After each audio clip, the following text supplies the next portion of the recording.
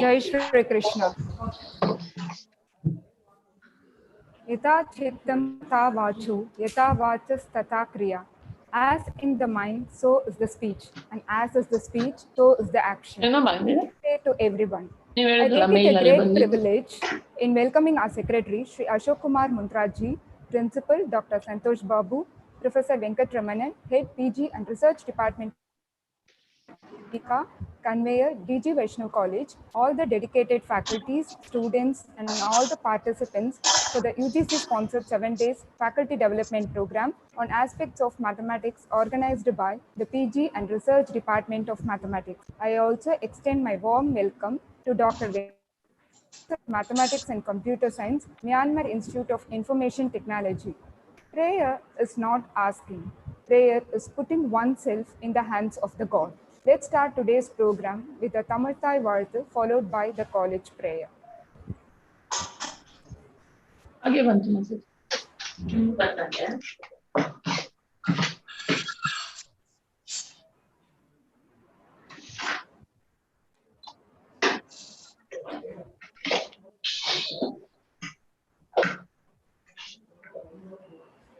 Ma'am research बिಟ್ಟು ಏನು ಬೇಕಾದರೂ ಮಾಡ್ತೀನಿ ಮ್ಯಾಮ್ ರಿಸರ್ಚ್ ಮಾಡಲು ಇಷ್ಟ ಇಲ್ಲ ಮ್ಯಾಮ್ ಅದೇ ಬೇಕಮ್ಮ ನಾವು ಏನು ಮಾಡೋದು ma'am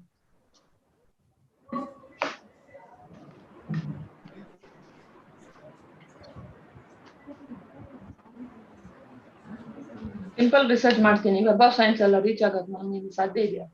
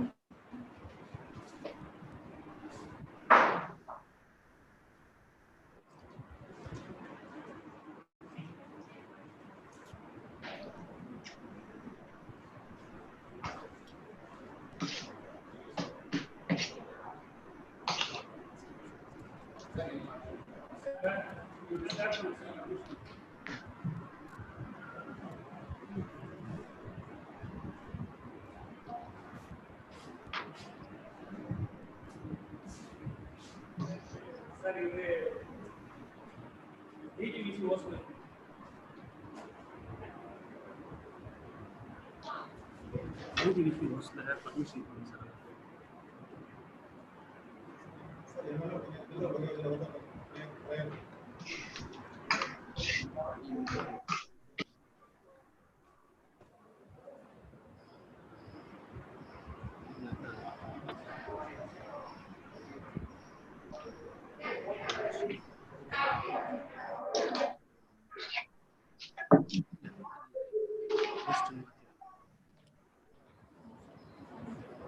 Post on the screen share.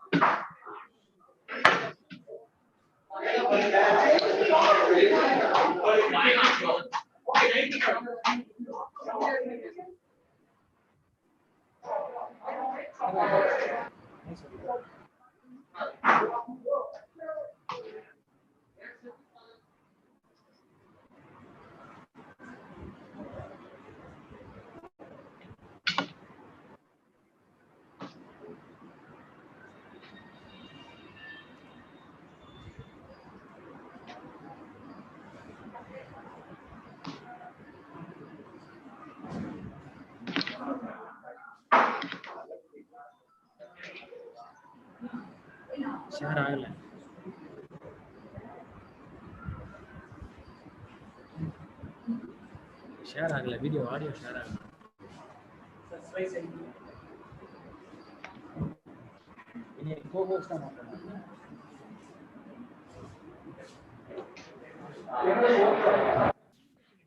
ನಾಳೆ 11ಗೆ ರಿಪೋರ್ಟಿಂಗ್ ಮತ್ತೆ ಇನ್ನೊಂದು ಯಾವಷ್ಟೊತ್ತಿಗೆ ರಿಪೋರ್ಟಿಂಗು 3:30 ಇದೆ ಎಕ್ಸಾಮು. ಸೊ ರಿಪೋರ್ಟಿಂಗ್ 3 o'clock ಅಲ್ವಾ ಹಾಗಾದ್ರೆ? ಹಾ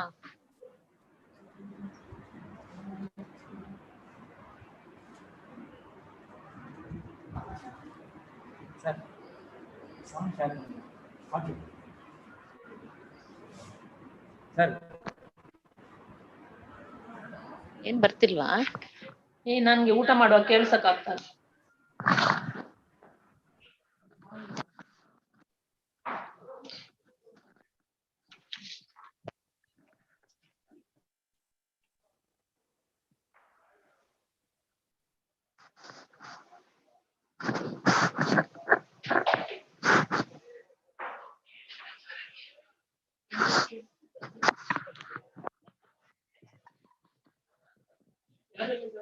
ನಂದು ನೋಡಿ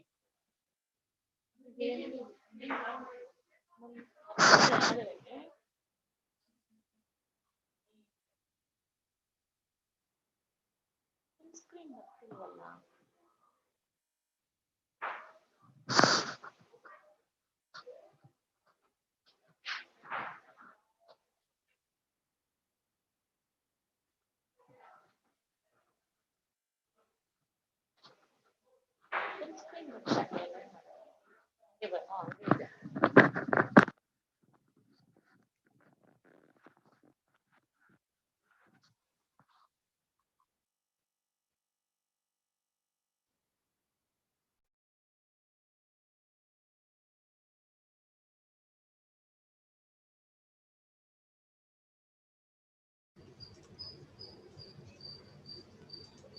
So what happened?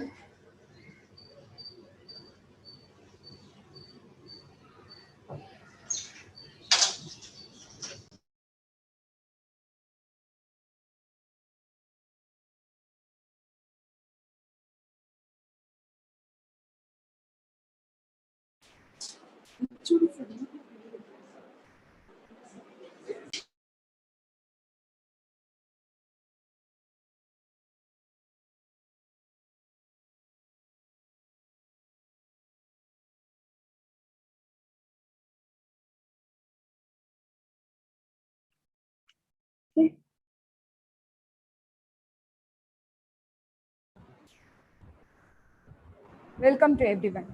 To welcome is to show honor. To welcome is to establish integrity. I now invite Professor M. Devika, convener, PG and Research Department of Mathematics, to give the welcome address. Over to you, ma'am.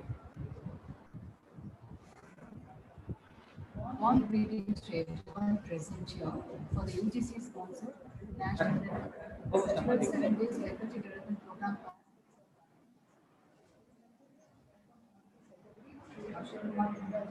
On a respected principal professor of DGVC College for the inaugural function of the UGC sponsored Faculty Development Program on aspects of mathematics. It gives me great pleasure to be presenting the welcome address of this faculty development program amongst the most esteemed personalities in their respective fields. I welcome Dr. A. Venkatesh Arjun, Professor of Mathematics and Computer Science, Jnana Institute of Education Technology, for today's faculty development program. I thank Dr. A. Venkatesh for the continuous support and guidance given for all activities conducted by Postgraduate and Research Department of Mathematics. I welcome Dr. Jagadish Chand Manjari, Associate Professor, Department of Mathematics, South Asian University, New Delhi. Professor of Mathematics, Institute of Mathematical Sciences.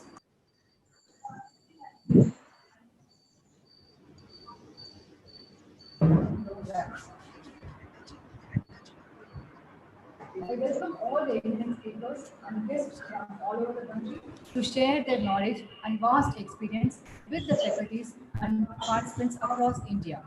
It's a glorious moment to welcome the faculties and participants for the 7 days program on aspects of mathematics. The Postgraduate and Research Department of Mathematics organizes this faculty development program to gain insight and information that would remain effective in their academic.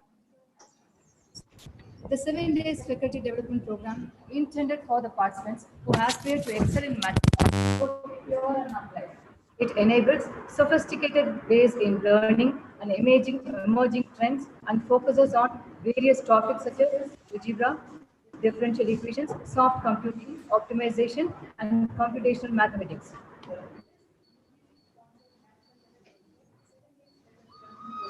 Is sponsored only with the support and guidance given by Secretary Sri Ashok Kumar Mundraji and Principal Dr. S. Vaishnav College. My heartfelt gratitude to the Secretary and the Principal of DG Vaishnav College for providing us the Zoom platform to conduct this program. I thank Professor R. Venkatan, Head Postgraduate and Research Department of Mathematics for the constant support and guidance.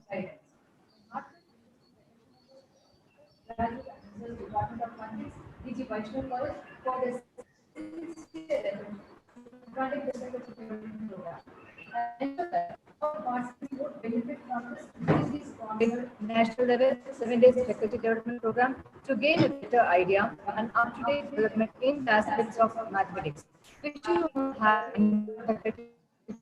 Thank you all. For the warm words of Now, I read the inaugural business aspects of mathematics. Good afternoon to one and all.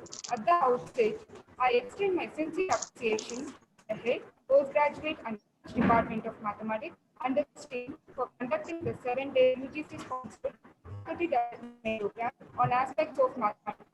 Such programs are of utmost relevance to enhance and update the teaching skills of mathematics faculty and will also ignite the minds of students who are planning to take teaching or research in the mathematics subject. DG Vaishnav College is known for its active participation and involvement in not only attending such programs but also in all. I would thank the secretary for sending this inaugural.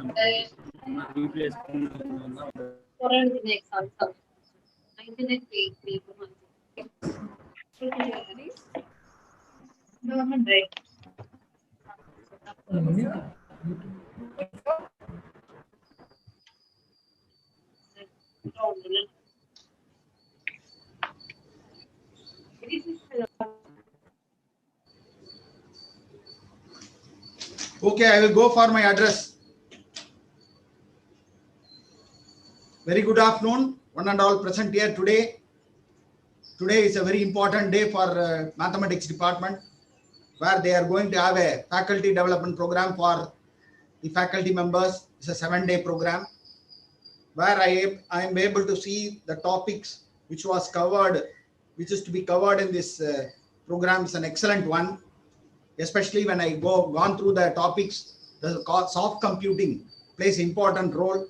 Where today I was discussing with Kumaran Computers, where they are talking about the performance of the students of Vaishnav College with respect to fuzzy logic and neural networks and artificial intelligence, where the soft computing is a combination of all these things, where we have to work on fuzzy logic and also computational and machine learning and probabilistic reasoning, where the reasoning plays an important role in decision making.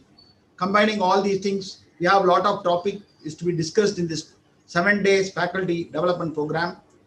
These type of programs are very important for the faculty members and also for the students.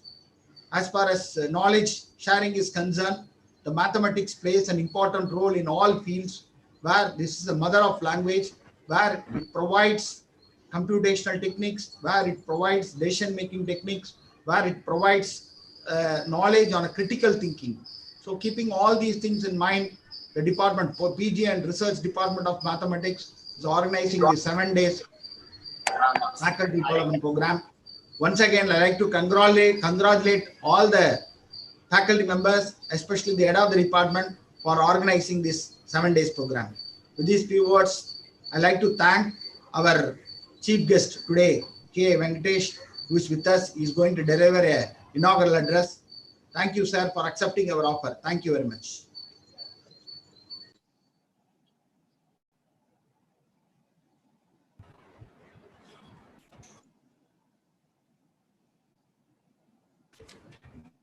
Thank you, sir.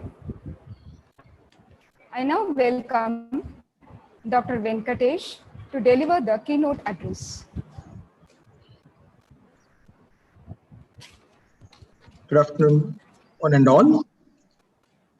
If you look at FDP, Faculty Development Program, the origin is different. Today, it emerged in a different direction. So when it started, the earlier occasion, the college teaching, higher educational institution teaching from the master's or the graduate level, the appointment was tutors. Then they will come with content, but not the teaching methodology. Even today, that scenario is same with additional qualification, either MPhil or PhD. But the teaching methodology is missing. The origin of faculty development program is teaching methodology is supposed to be instructed and how it can be effectively implemented while teaching. This is one aspect of FDP. The later point of view days, it changed totally from that aspects to learning new subjects. So now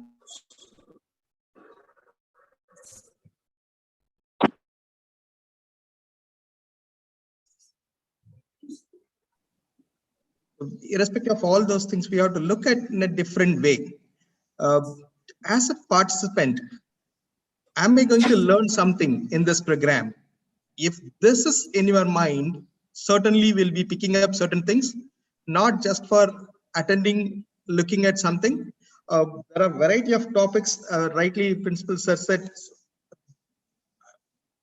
soft computing is important area because he is from that computational background. Any part of mathematics plays a major role in every the field. Either it may be finance or it may be marketing. Today, mathematics is the order of the day. So if you look at the topics, optimization techniques, the second topic of today is going to be interesting of many of us, the line of best fit.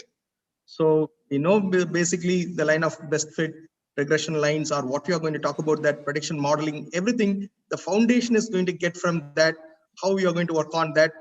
And professors likely Professor Raghavan and others, everyone is eminent in their own way.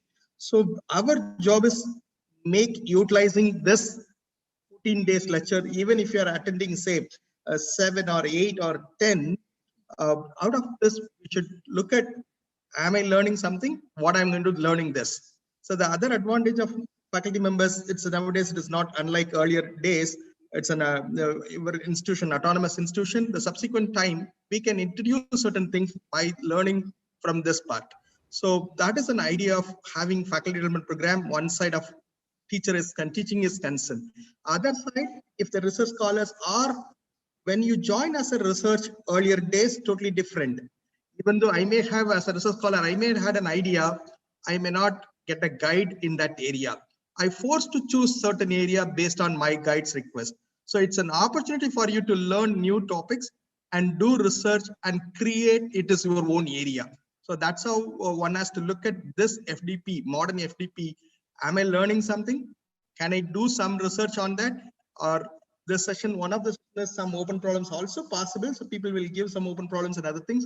So when you have open problems, can we address those problems? So as a participant, what is our goal of attending this, not just spending time, how you are going to take it further. That is going to reflect the result of this FDP program. If you are not having that kind of aspects, it's going to be one other program that is not necessary. I know most of us will be in middle of many things, will be attending this program, but yes, that's the reason I said not all the 14 sessions may be interested. Even if you pick up today 1 or 2 sessions of your own interest, full concentration, allocate time, little time, certainly will benefit out of this program. So if you, there is one interesting topic, nature-inspired optimization technique. So we know optimization techniques. What is nature-inspired optimization technique? If you look at that, there is, if you go beyond that, there is something called as nature-inspired computing.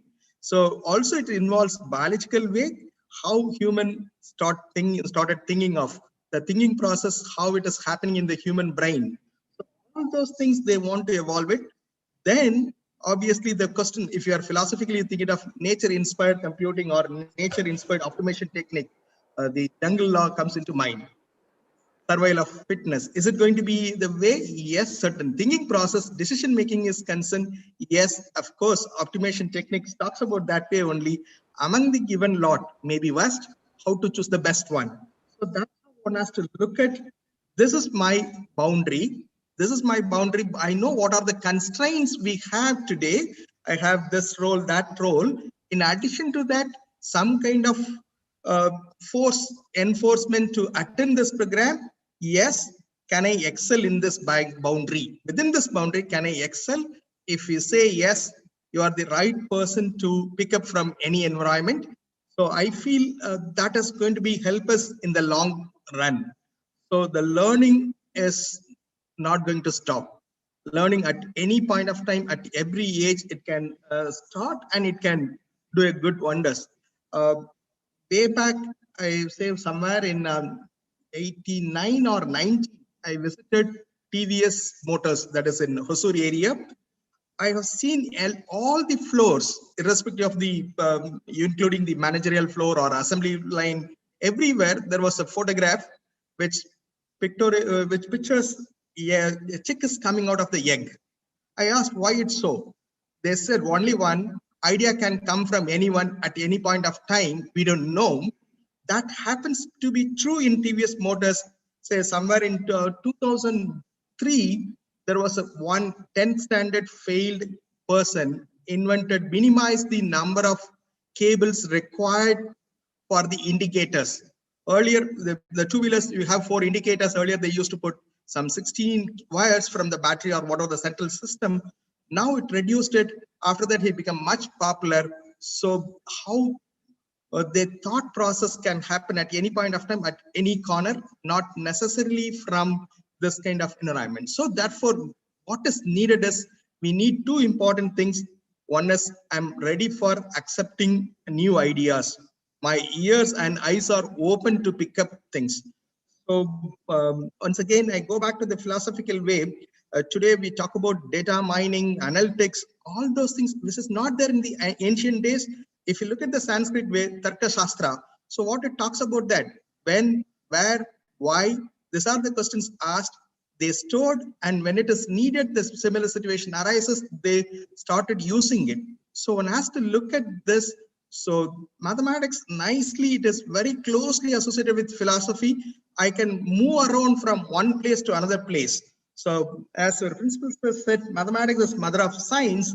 The other side is the geometry is the queen of science, but geometry is we forgotten in the higher educational system. Euclidean geometry we studied. Some places we talk about algebraic geometry, and other places we may not talk about geometry at all. Up to 10th standard, we study some geometry.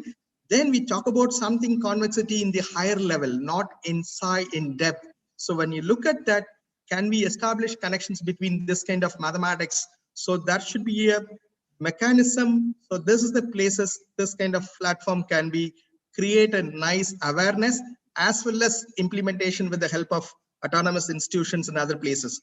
So I request every one of you to attend very sincerely, whatever the sessions you are attending it, yes, I'm allotting 1 hour. Yes, 1 hour I'm attending it with utmost sincerity and single point devotion. Will take something for us so that the rest of life I can say I attended this session, that changed my life. So it is possible. So with this note, I thank the organizers as well as the participants for listening me. I wish you all the best. End of 7th day, we have one more time, we'll meet and we'll discuss some nice things. And thanking you so much. Remarkable speech. Tell me and I forget. Teach me and I remember. Involve me and I learn. So now we have the inaugural of the Mathematics Club Brahmaganit by Dr. Venkatesh, Adjunct Professor, IITB India, Professor of Mathematics and Computer Science, Myanmar Institute of Information Technology, Myanmar. I request you to release the invitation, sir. Yeah. On behalf of PG department or mathematics department of DG Vaishnava College, I'm honored to release the Brahmaganit. Am I right? Brahmaganit, right? Yes, sir. Magazines to you. Please, yeah, you have that. The principal sir is releasing it. You can see that. Yes, in the virtual, we're supposed to have both ends. Would have been a really good one. Anyway, it's good. I'm able to see now. Sir is handing over to Madam. Yes.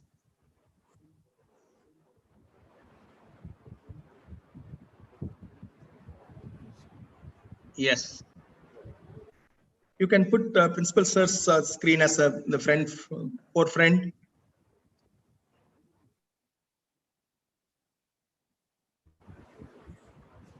That is done. Yes.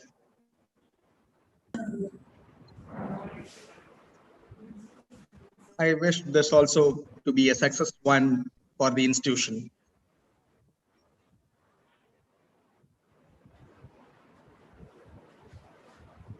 Thank you, sir. I now request our principal to release the proceedings of the National Conference, Analysis and Application.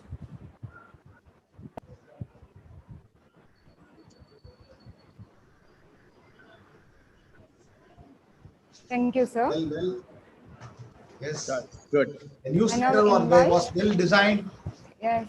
Very well designed newsletter by the department. Nice. Thank you, sir. All the required articles.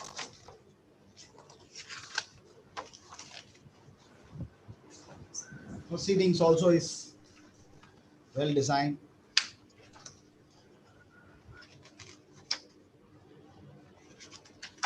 I thank one and all from the department for releasing both the newsletter and the proceedings. Thank you. Thank you, sir, for releasing the newsletter and the proceedings. Gratitude is not only the greatest of virtues, but the parent of all others. I now invite Dr. Hariharan, Associate Professor, Department of Mathematics, DG Vaishnava College, to propose the vote of thanks.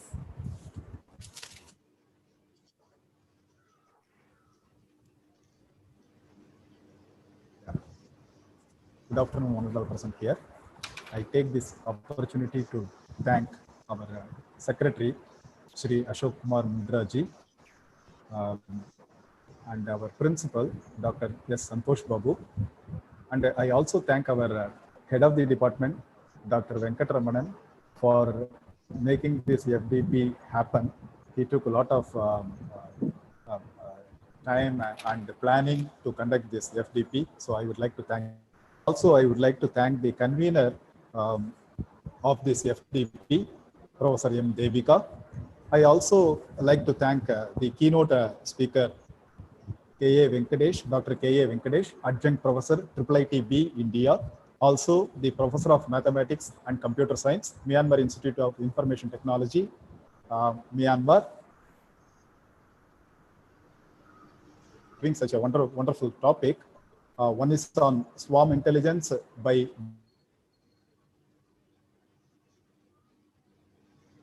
Raghavan from IMSC on the line of best fit, a linear algebraic approach. I would also like to thank the management for giving us the opportunity. I would like to thank all our faculty colleagues to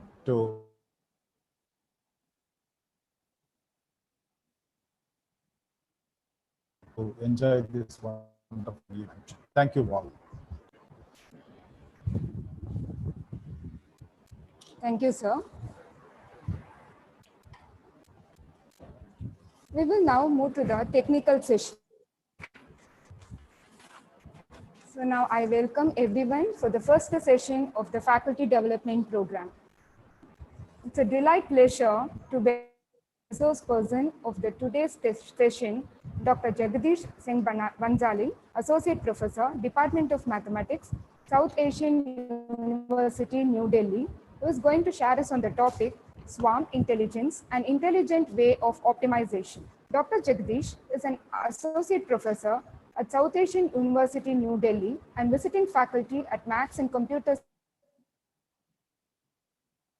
and his PhD in Mathematics from IIT Roorkee. Before joining SAU New Delhi, he has worked as an assistant professor at ABV Indian Institute of Information Technology and Management, Gwalior, and BITS Pilani. His primary area of interest is swarm intelligence and nature-inspired optimization technique. Recently, he proposed a fission-fusion social structure-based optimization algorithm, spider monkey optimization, which is being applied to various problems from engineering domain. He has published more than 60 research papers in various international journals and conferences.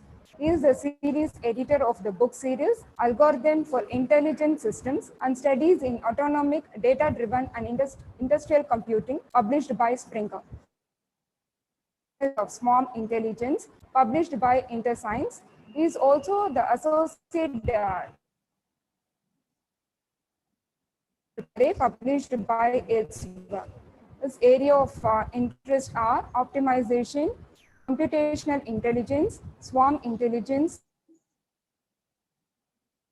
I hand over the session to you, sir. Over to you, sir.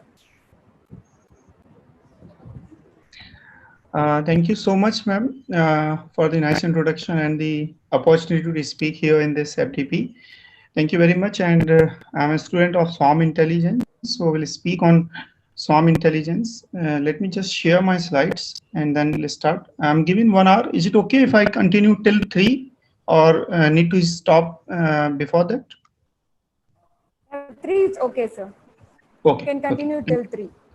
Okay. So what I want to say that from the audience that if you have a question, when I'm sharing my screen. So now I cannot see all. So is it okay if you unmute or just can drop a chat so that the session chair can tell me if you have any question in between also. So I'm okay to take the question in between also, right? So no need to wait till end. Otherwise, sometime what happens.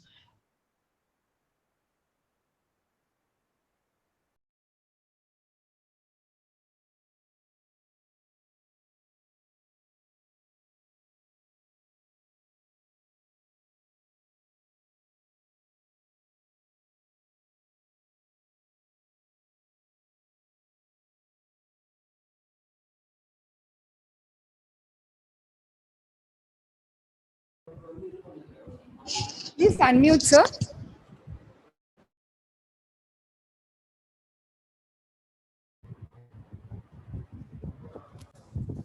Sir, please unmute, sir. Oh, but I was unmuted. Okay. Okay, sir. Now is it okay? Okay, sir. Yeah. So the swarm intelligence is the intelligence in a group of individuals. Now this group is not, every group is not a swarm, and every kind of intelligence is not the swarm intelligence. There are certain conditions, there are specific requirements to have the swarm intelligence. I will discuss that in this lecture, but before that I want to share few data, few idea about the importance of the swarm intelligence, so that you can understand that why in this era of time, this study of swarm intelligence is such an important topic. So these days, artificial intelligence, of course, everybody is aware of the artificial intelligence, and everybody is understanding about the importance of the artificial intelligence. Now, the application of artificial intelligence through the integration of biological behavior. If the artificial intelligence is obtained using some kind of biological behavior, right? Some kind of biological behavior inspired artificial intelligence, then that particular kind of intelligence has attracted recently a lot of attraction, because this kind of intelligence does not require any kind of mathematical derivations. So broadly, this is my classification of methods or algorithms, that I usually derive the methods or algorithms in two parts. One is the derived methods and one is the inspired methods, inspired algorithms and the derived algorithms. The algorithms which usually we do in mathematics, for example, the very simple example, Newton-Raphson method or the simplex method for optimization. Let us take simplex method for optimization. Then it's a derived method. Newton-Raphson method is a derived method. There is certain mathematical background of all these algorithms. But there are certain class of algorithms. There is a class of algorithms. There is a class of methods for which whatever is the update equation, like in Newton-Raphson method, there is update equation that new solution equal to old solution plus h, the correction factor h, and this h is derived from with the help of Taylor series expansion, that is minus fxy f dash x. So there is some kind of derivation, some kind of mathematical background is there in the derived algorithms. So Newton-Raphson method, simplex method, I call them the derived algorithms. But there are certain class of algorithms in which this update equation do not have any mathematical background, any mathematical formula by which they are derived, but there is a natural phenomena. There is a natural, some kind of biological behavior which inspired to write that equation directly. Means there are certain algorithms in which this update equation, new solution equal to old solution plus h. So this h, the correction factor, is obtained not by some kind of mathematical formula, but based on certain biological behavior. And these biological behavior may be any kind. For example, birds flocking behavior, how the birds fly together. Let us develop this value of this h based on this behavior. How the ants move from one point to another point in shortest path. We can get the value of h using that, and so on. So this kind of biological behavior actually inspired researchers these days to develop new class of algorithms, and these class of algorithms are actually gaining so much importance these days, particularly in last 20 years. I'm sorry, but there is somebody who's just speaking, or can you please unmute? Can you please mute yourself, somebody? If there is any question, please just let me know. Otherwise, please mute. Somebody is there who may I request session chair to please mute. There is background sound.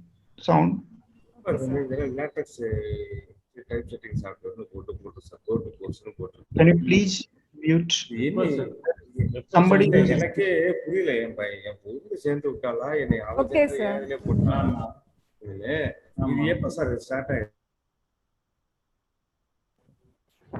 Sir, yourself please unmute, sir. Because we are muted all. So you just unmute, sir. Okay. Thank you, so sir. now I unmuted myself, and please, I request everybody, you are of course welcome to unmute yourself and can ask, but just please do not unmute yourself. It is disturbing, right? So okay, what I said is the swarm intelligence does not require any mathematical derivation for that formula. But these kind of algorithms are particularly become important in last 20 years because of the high computational efficiency, availability of the high computational efficiency. These days, even my mobile has a lot of RAM, and my mobile is 12 GB RAM mobile. When I bought my first laptop, it has 512 MB RAM. So just imagine this kind of the efficiency these days we are getting, and this efficiency is helping in implementation of these algorithms which do not have any gradient based approach. In gradient based approach, you can search unidirectional way that, okay, you are moving from x1 to x2, then definitely x2 is better than x1.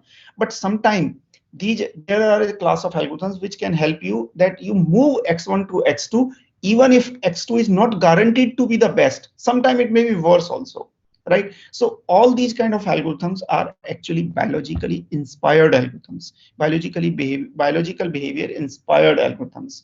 And swarm intelligence is one class of those algorithms where only the swarming behavior of biological behavior, out of many biological behaviors, only the swarming behavior is considered. Actually, we live in the society like I'm living. So I live in my office, I live in my family, I live in society, I live in office. So my behavior at different places are different. I'm not only interacting with the people, there is another kind of behavior. I have some eating habits, my behavior, eating habits, I have sleeping behavior, many kind of behavior are there. But out of those, if you consider only the swarming behavior, that how I interact with other people. For example, these days we are interacting through these online mode, right? So how we are interacting, this behavior is considered, then that kind of behavior is called the swarming behavior. And if we can model this swarming behavior into some mathematical equations, then an intelligent algorithm can be developed, and those algorithms are usually referred as the swarm intelligence based algorithms. I will define formally the swarm intelligence, but before that I want to tell you that there was a report published, business report published, and in that business report published, it was mentioned that the compound annual growth rate, CAGR, of the swarm intelligence market was around USD 10.5 million in 2017. It was published actually in 2019. So they took the data up to 2017 and they took some time in preparing that report. So it was ultimately published in the online. It was available in 2019. So that report said that the swarm intelligence market in 2017 earned USD 10.5 million. And let me tell you that as far as the global swarm intelligence market is concerned, this amount is not much, right? It's not very impressive amount, but just see the growth rate. The same report predicts that forecast the growth rate of swarm intelligence market in coming 5 years, and they said that it is going to increase by 28%. By 28%. So this growth rate is very important. This growth rate is very important, that the new technology that is growing with this rate, it means the global industries are going to use this swarm intelligence in next 5 years very much, right? So it is the correct time that now we switch to that we give our attention to the research in the swarm intelligence algorithms, because still the swarm intelligence research is not matured. It is still in a starting phase, or still it is in developing phase, let me call it developing phase. However, thousands of these swarm intelligence based algorithms are available, but still I cannot say that I have a perfect algorithm. Actually, there is a theorem. We all are mathematics students, so we understand that theorem that is called no free lunch theorem. Name seems to be quite funny, but it's a very interesting theorem. No free lunch theorem, NFL. This no free lunch theorem says that you can never develop an algorithm. You can never develop an algorithm which can be the best algorithm as compared to all other possible algorithms, provided you apply this algorithm to all possible problems. Means you can never find a perfect algorithm which is applicable to, which is the solution for all the problems, all the problems.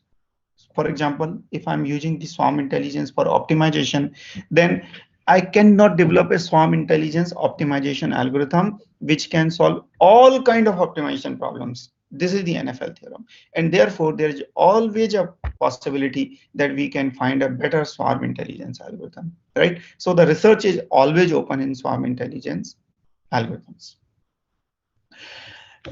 The same report also mentions, I took this idea from that report. So this slide is from that report actually, that why this high demand of swarm intelligence, SI for swarm intelligence. So swarm intelligence is in high demand because of its various applications in the drones and robots. Of course, you can simply say the robotics. So drones are also the part of robotics. So just robotics.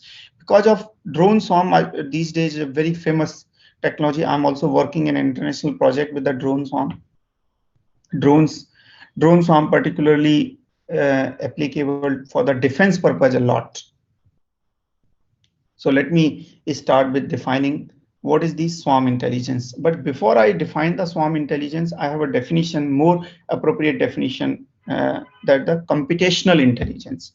Actually, the computational intelligence is the computational part of the artificial intelligence. It is the computational part of artificial intelligence, right? So the artificial intelligence, when the artificial intelligence is obtained through iterative computation, through intensive computation, then we call it computational intelligence. And what we do in the computational intelligence, we study the design of intelligent agents.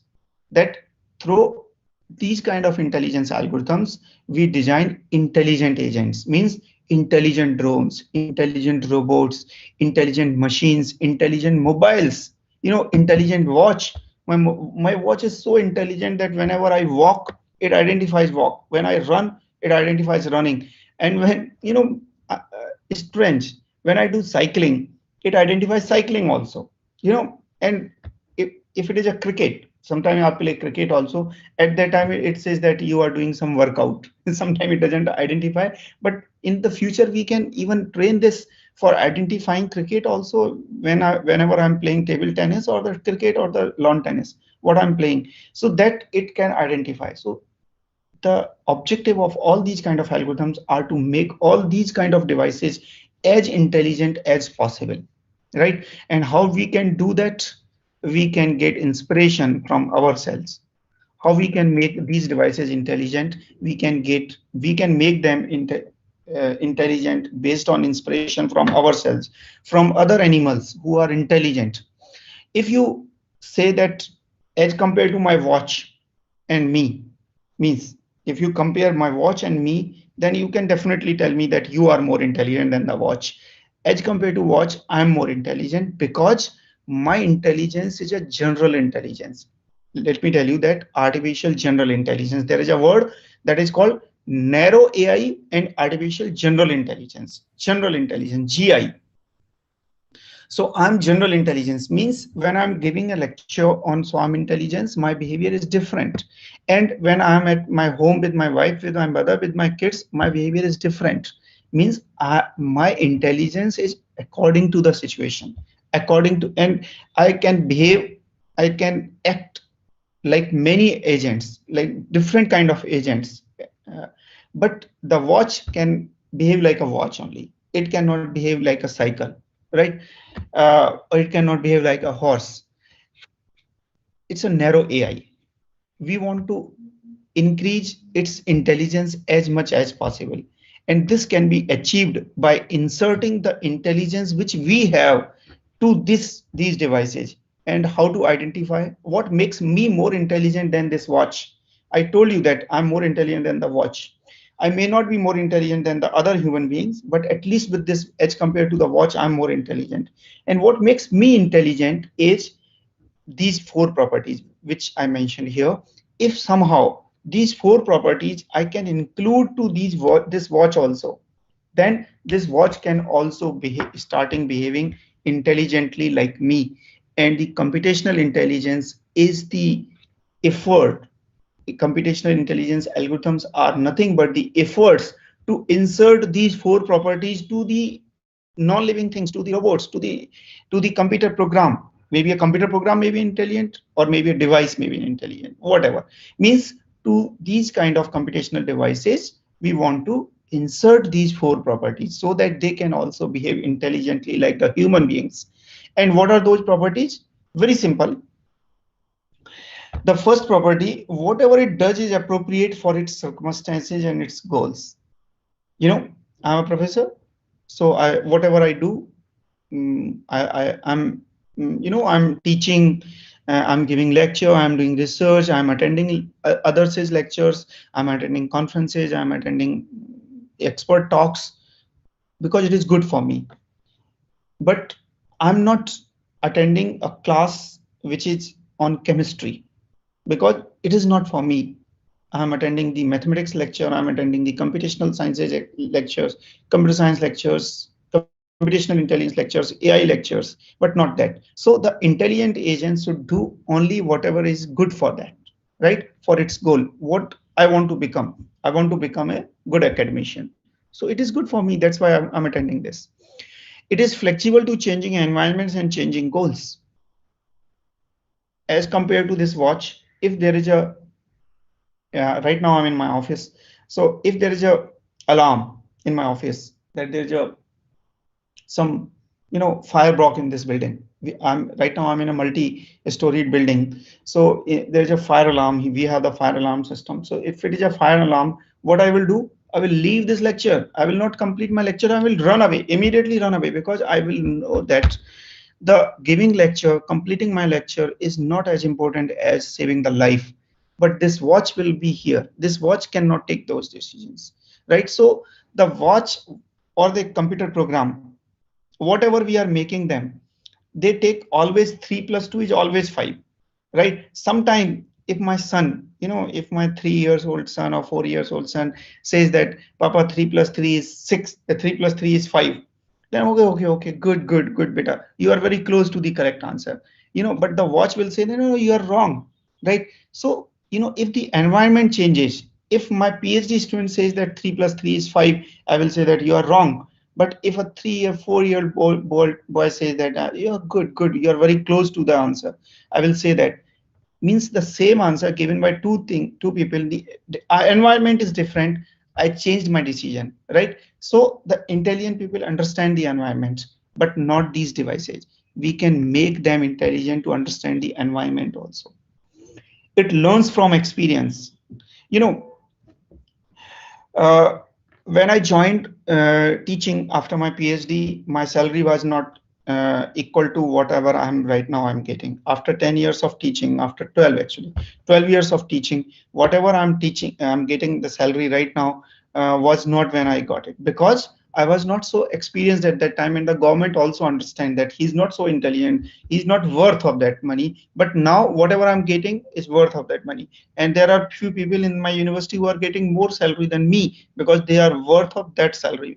Still I have to learn many things. So we the human beings are learning from the experience. So the more the experience, more the intelligent. It is considered that more the experience, more the intelligent we the human beings. Similarly, these days these mobiles are coming, these mobiles are coming up. So these mobiles are usually these days what is called deep learning enabled mobile. I hope many of you may aware of the word deep learning. It is actually the advanced version or the more intensive version of the artificial neural network system. I'm not going into deep of that, but it's a variation of the artificial neural network systems. So these mobiles are coming these days with deep learning enabled mobile. And what actually this deep learning do, that whenever I bought my new mobile, my name is Jagdish. So whenever I was typing JA, it was not predicting Jagdish. When I bought it initially, it was not predicting Jagdish. But after use of 1 week or so, it started predicting Jagdish. Whenever I start J, it started predicting Jagdish. What I want to say, it learns from experience. This device, just a non-living device, learned from the experience that whenever this user types J, it finishes with Jagdish. So let us start predicting. These days this Gmail, the Google Mail also used this prediction, this deep learning. So based on this deep learning, whenever you start typing, automatically it starts predicting that whatever you want, what you want to type. So the same email, same Google email, if I will open in my my email, then the prediction will be different. Same word, and same word in the prediction will be different, because over the time my account has learned that this person writes these kind of sentences, this person writes these kind of sentences. This is the learning from the experience, and all this is possible because of these computational intelligence based algorithms. It makes appropriate choices. If more than one options are available for the choice, means if I have to take this decision or this decision, if there are two options to take the decisions, then the intelligent agent can take this decision, that what is to take the decision based on certain parameters, right? If somebody give me a choice that, okay, you want to become professor, or you want to remain the associate professor. I'm associate professor, so then I will give a choice. No, yes, I want to become a professor. Everybody wants to become a professor, right? So I should have this knowledge that being a professor is better than being an associate professor. So, but if it is not trained, if your system is not trained, if your computer program is not trained, because the computer programs are always implemented on a computer, which is a finite state machine, it cannot take any decision which is not inserted to it. But what we can do, because of lot of now storing capacity and processing capacity, what we can do, we can store so many close to infinite decisions to this, so that they look like they are taking infinite decisions, right? However, still the capacity will always remain it's finite.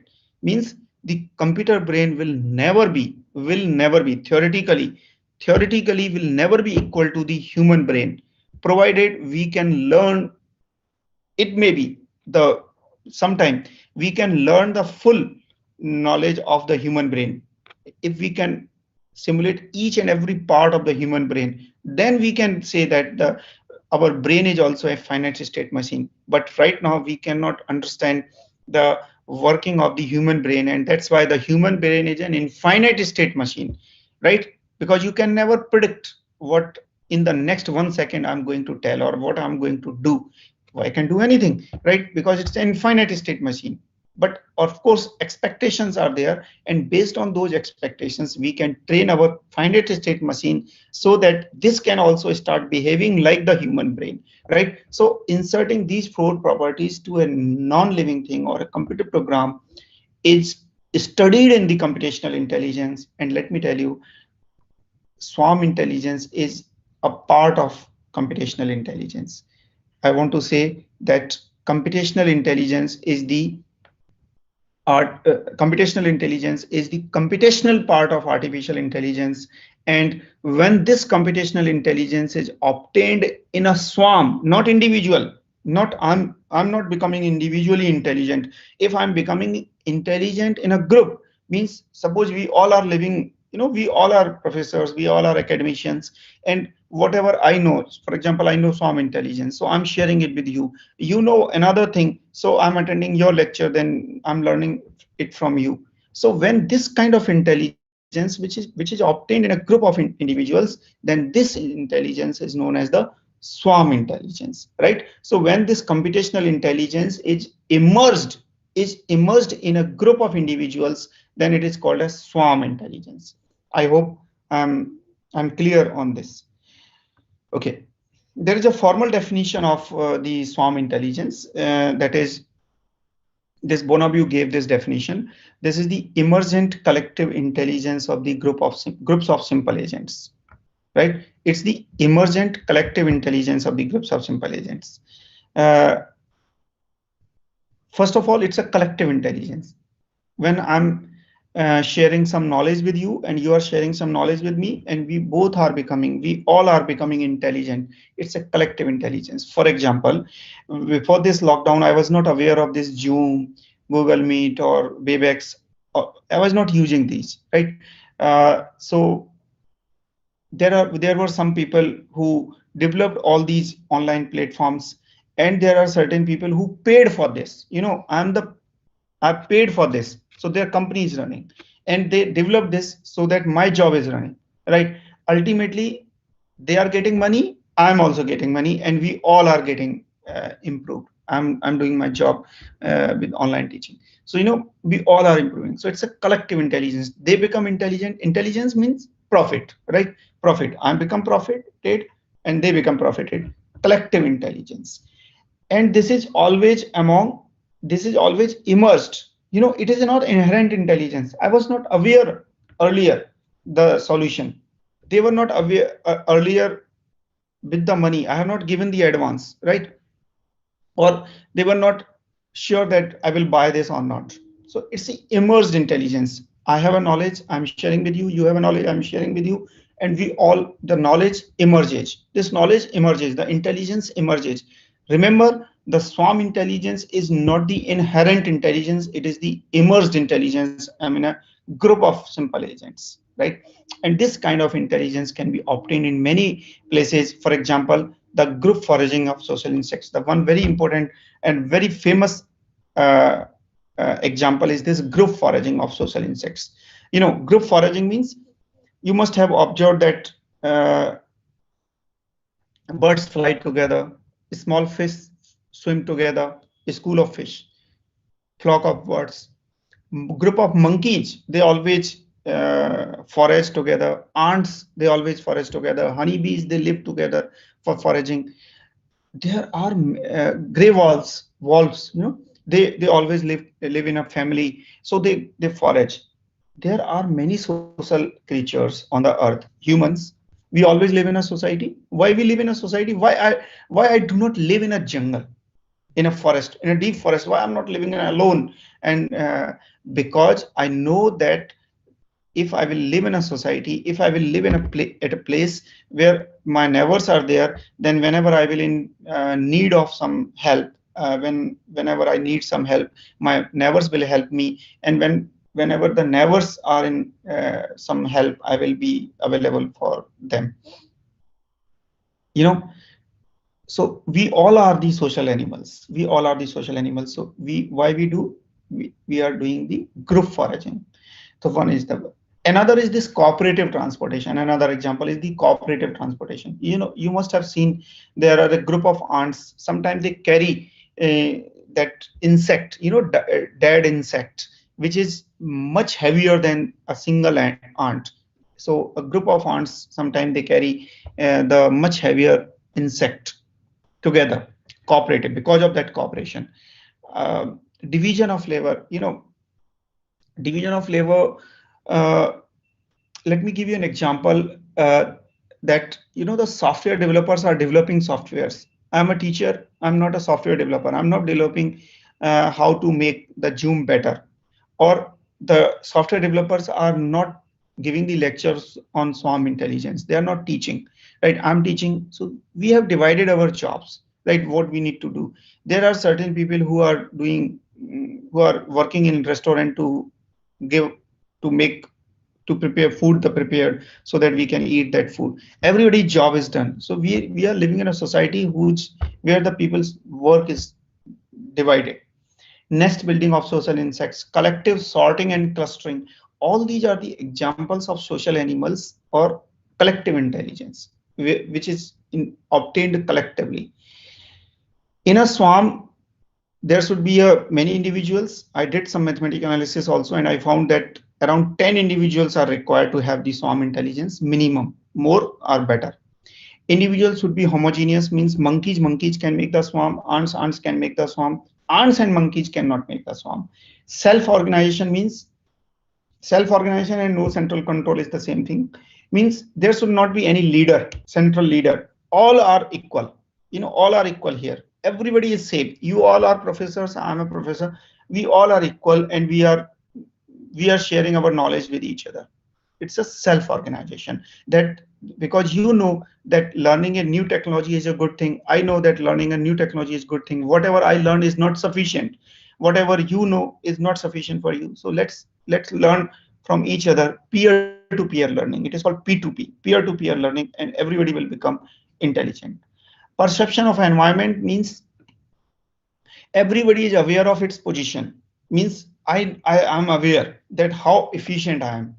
I know that what is my capability. You know that what is your capability. So everybody is aware of its capability, of its fitness. So these are the necessary and sufficient condition for the swarm intelligence, that is self-organization and division of labor. I already mentioned you both the terms. So to have the swarm intelligence in the group, you require minimum these two properties, that is called self-organization and division of labor. SO plus DL are the necessary and sufficient condition for the swarm intelligence.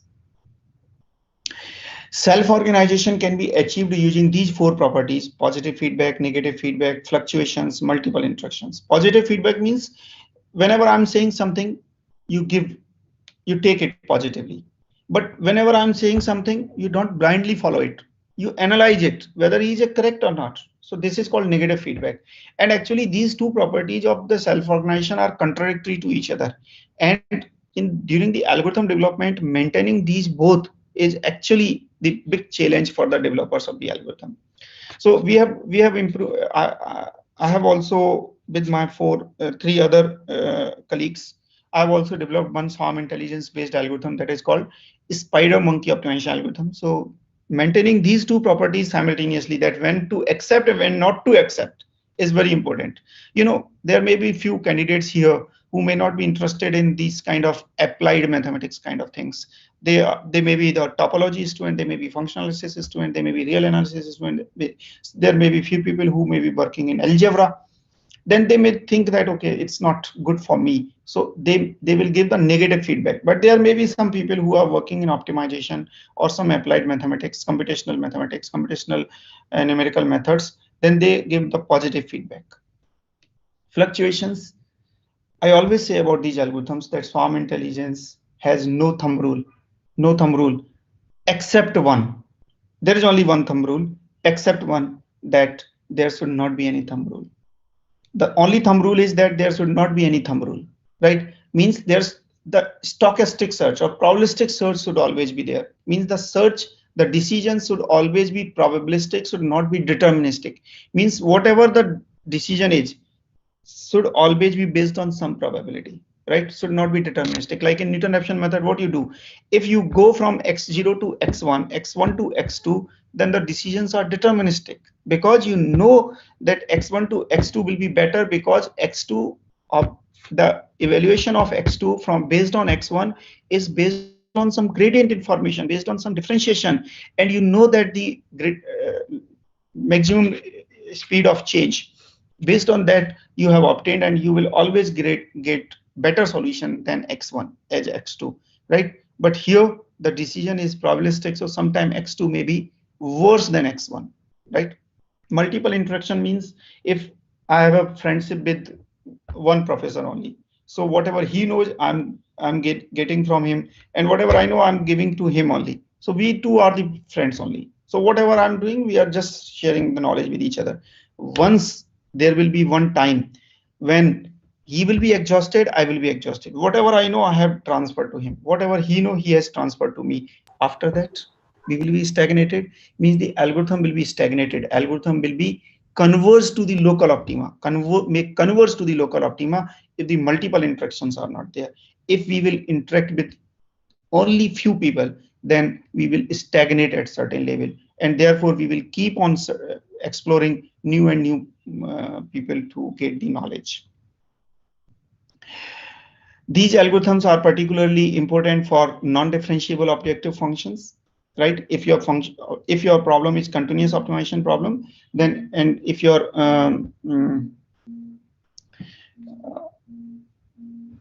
just a second, and if your problem is continuous optimization problem and it is non-differentiable, then it is good to use swarm intelligence based algorithm. If it is non-convex, if it is highly nonlinear, many local optima, you know, sometimes for these kind of problems, your deterministic algorithms don't work. And in that case, these kind of algorithms are good choice. Sometimes you have a discrete optimization problem and your deterministic algorithm is working, You have a dynamic programming problem, but your data is so large that your dynamic programming technique is not giving the solution in feasible time. It is giving in 1 year. Suppose the solution is, we are getting the solution in 1 year, even after implementing on the supercomputer. There may be data, certain data. So in that case, these kind of algorithms are a good choice, because to get the solution in feasible time means to have the better search speed. There are many research areas where we can do the research in swarm intelligence algorithms. For example, we can, if we have enough knowledge in swarm intelligence algorithms, then we can introduce new swarm intelligence technique. If not, that what we can do, we can hybridize two swarm intelligence techniques, two or more. Means there may be one good thing in one swarm intelligence algorithm and there may be another good thing in one swarm intelligence algorithm, then we can merge them, right, and can do the hybridization. Another thing is we can modify the existing swarm intelligence based algorithms. In 2014, we published this paper on spider monkey optimization algorithms, and till date, hundreds of the modifications people have proposed in this algorithm, right? And if not, if we are engineer, if you are working in some engineering application, for example, electrical engineer or mechanical engineer or computer science engineer, whatever. So you can apply these algorithms in the problem of your domain, right? So applications. So these are the 4 broad areas where we can do the research in swarm intelligence. NFL I already mentioned. I want to tell you that there are thousands of the swarm intelligence based algorithms are available, but not all I can mention here. Just I'm mentioning few popular. Particle swarm optimization is the one algorithm which is inspired by the birds flocking behavior or fish schooling behavior. In 1995, 2 US people, James Kennedy and Russell Everett. One was the this Russell was the electrical engineer and James Kennedy was a sociobiologist, sociopsychologist. So they developed this algorithm in 1995 in a conference paper, and this is one of the top cited algorithm in the field of swarm intelligence. If you ask me that which first algorithm is to be studied in swarm intelligence, then I will tell you that go with the particle swarm optimization. Another most important algorithm is this ant colony optimization algorithm, which is inspired by the foraging behavior of ants, that how ants find the shortest path from one point to another point. Algorithm was developed by one Italian scientist, Marco Dorigo, in 1992 in his PhD thesis. And this algorithm is particularly these days very famous for discrete optimization problems, particularly for the robotics. In the robotics, this algorithm is very, very popular. And the same report, if you remember that first slide, in the same report, the compound annual growth rate, CAGR, in next 10 years. So they said that highest revenue, actually the 80% part is in the swarm intelligence is particle swarm optimization and ant colony optimization. What I want to say, that ant colony optimization algorithm has the highest revenue, and PSO and ant colony optimization both plays around 80% of the swarm intelligence market. In remaining 20%, all thousands of algorithms are available. In 2014, we developed this algorithm, spider monkey optimization algorithm.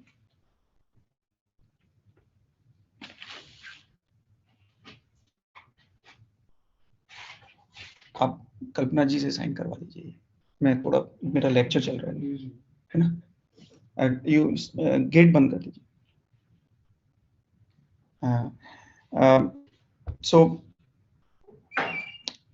spider monkey optimization algorithm is another algorithm which we proposed in 2014 with my one French collaborator and my 2 students, Harish Sharma, now he's a PhD, Dr. Harish Sharma and Dr. Simpi Singh Jadon, both are now the professors.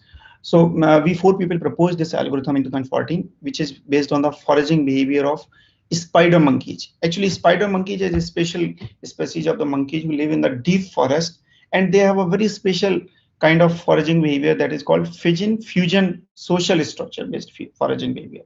Fission fusion means whenever the spider monkeys find difficulty of the food, scarcity of food, they divide themselves into smaller groups, right? They divide themselves into smaller groups, and when in the evening they all live in a same tree, so habitat is same, and then they share the information with each other that okay, my group went in this direction and I found this food source. So the next morning, whenever they leave for the foraging, they have the information about a large area of the forest, and they always find the most optimal location of the forest. The fourth algorithm, this artificial bee colony algorithm, is inspired by the foraging behavior of honeybees. That how honeybees always find the most optimal location for the flowers to extract the nectar from them, right? And the shortest path from them. So it is based on that. It is proposed in 2008 by Karaboga. So I have, put some introduction of these algorithms here. I have already explained you in short all these algorithms. I just want to share a few recent stories about the swarm applications of the swarm intelligence. The very first is this swarm drones. Actually, I'm also working in this, so I want to tell you that this is. I have not put my video because it's still in copyright. So I'm working in a project. So I cannot show you that here. So it is a published paper. So that video I'm showing you here. We are also successful almost similarly. So here you see here, it's a just 10-second video. Look here, this group of drones are flying together, and it's a complete autonomous system. You see, it's a complete autonomous system. Nobody is flying them. There is no remote. They are collaborating with each other. They are sharing the information with each other. Onboard computer is a Raspberry Pi computer on board. So that computer is sharing the information with each other, that in which direction we need to move. They are deciding their flying direction themselves, and they are finding the shortest path from one point to another point, or they are finding something in a given area in shortest time. That is the achievement we got using the swarm intelligence algorithm. Just imagine that there may be a time after 5 years. I think in not more than 5 years. I'm very much sure. Maybe in next 5 years, you will see that whenever these avalanche kind of things may be there, search and rescue operations will be done by these kind of drone swarms. The Shinkansen and bullet train of Japan. This nose shape design this aerodynamic design was designed by genetic algorithm, one of the computational intelligence based algorithm. There are many other applications in railways. Wind farm, we have recently applied to wind farms also, these algorithms. So I want to tell you that there are thousands of the applications and thousands of the possibilities are there of developing these kind of algorithms, these swarm intelligence based algorithms. And therefore, there is no stagnation in the development of the algorithms. No free lunch theorem is always there. Please do not get disheartened if you see thousands of the algorithms already available and you will say that, oh, people have already done this. Newton has already proposed a good principle. Now what I can do, right? I took birth so late. Now enough science has already been developed.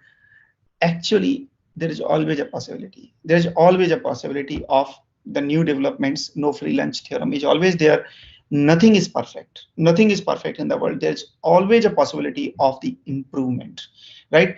And for this improvement, I always say that nature has enough source of inspiration, right? Look at the nature. What I want to say that sometime instead of only deriving the mathematical methods, sometime we can write those methods based on direct inspired from the nature, right? So these algorithms are actually giving you the platform to develop the algorithms which are directly inspired from nature. No mathematical derivation for these algorithms.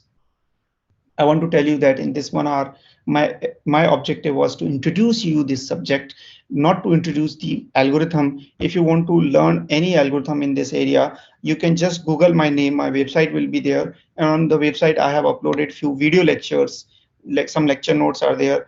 If you could not found any particular algorithm you want to learn, you can drop me an email to me. I will share my video lecture on that, because not all video lectures are uploaded, but I have, you know, recorded my many lectures on different algorithms.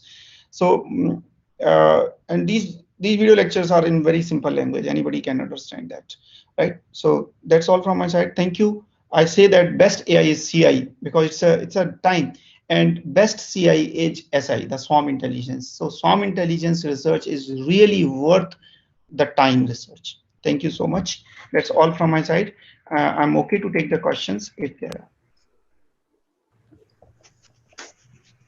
Any questions from the participants?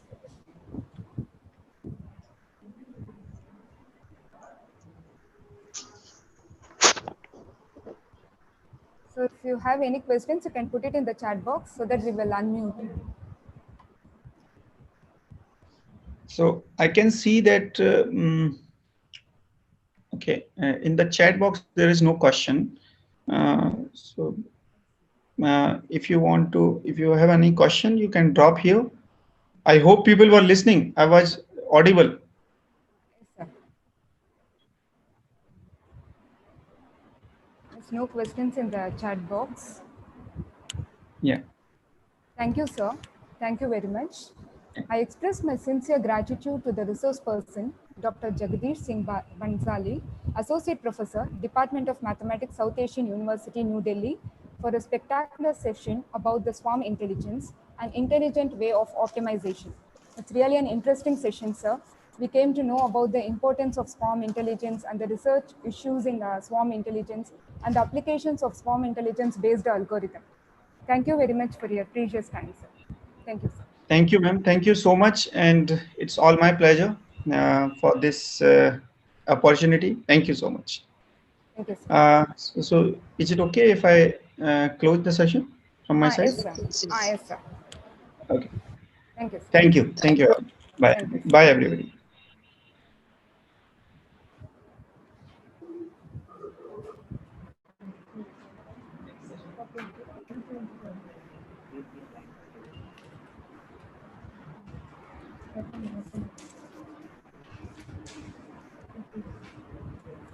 So the next session will start by 3:30.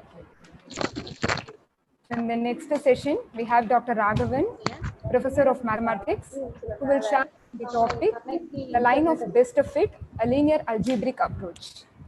So we will start the second session at 3:30 p.m. 3:30 p.m. Yes. Yeah, we will be in the online.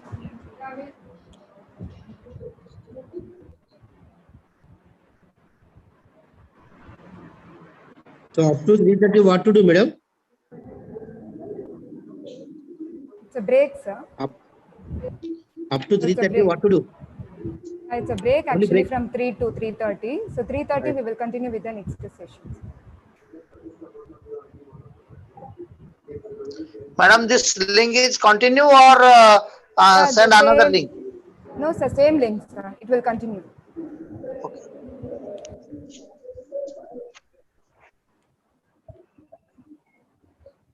Excuse me, ma'am. The next session is going to start on 3:30, no? Yes, sir. Yeah, thank you. Thank you, sir.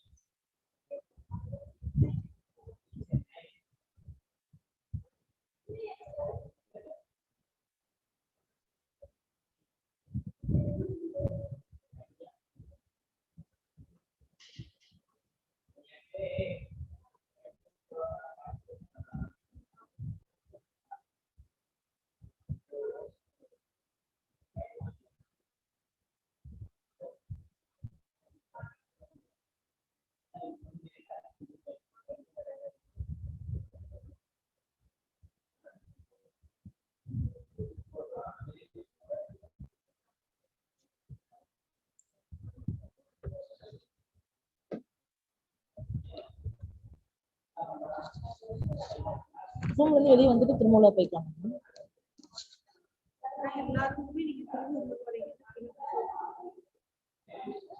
இப்ப break தான்.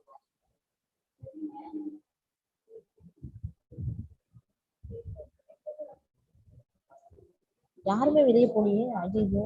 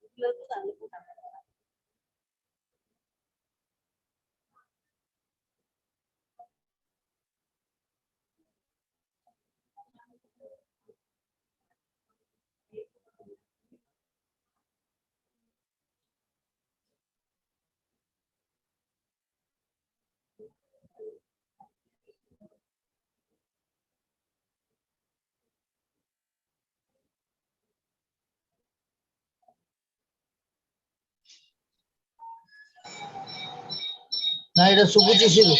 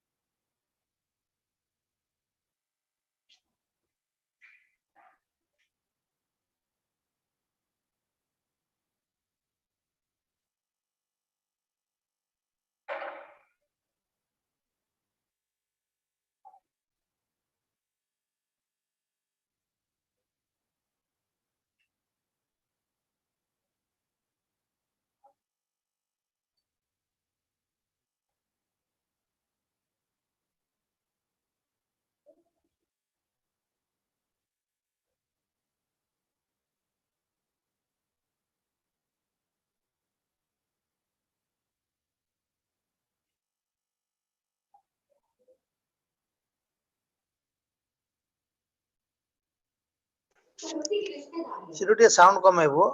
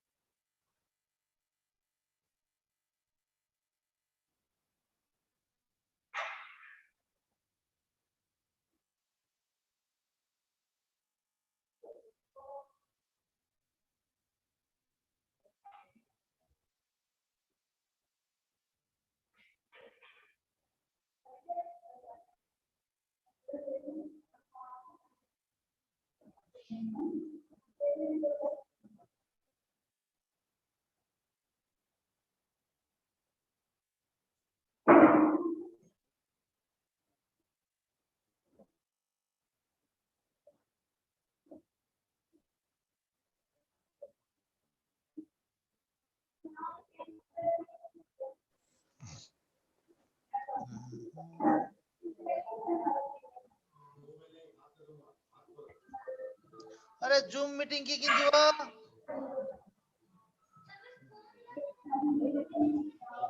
हाँ कटिए दियो ना zoom meeting करती हूँ अच्छा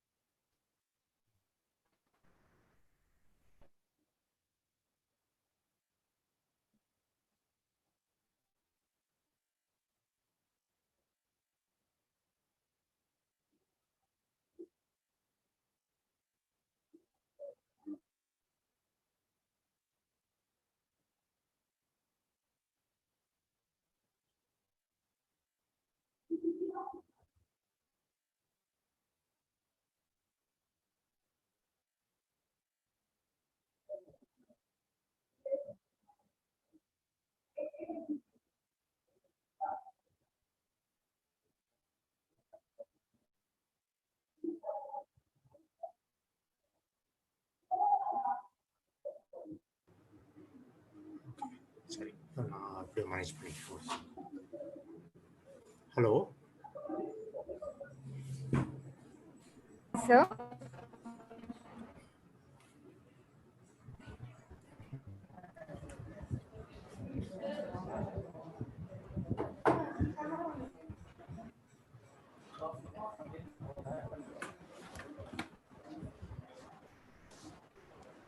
Welcome, sir.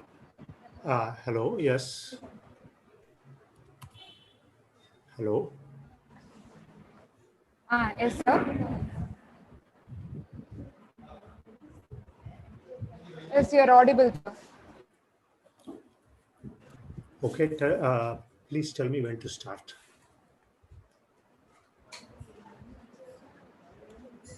Welcome, sir. I welcome everyone for the second session of the Faculty Development Program. I take it a great privilege in welcoming and introducing the faculty.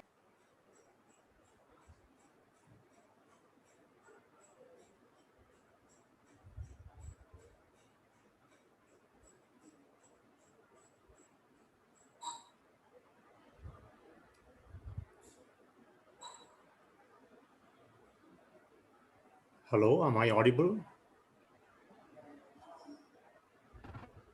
Yes, sir, you are audible, sir.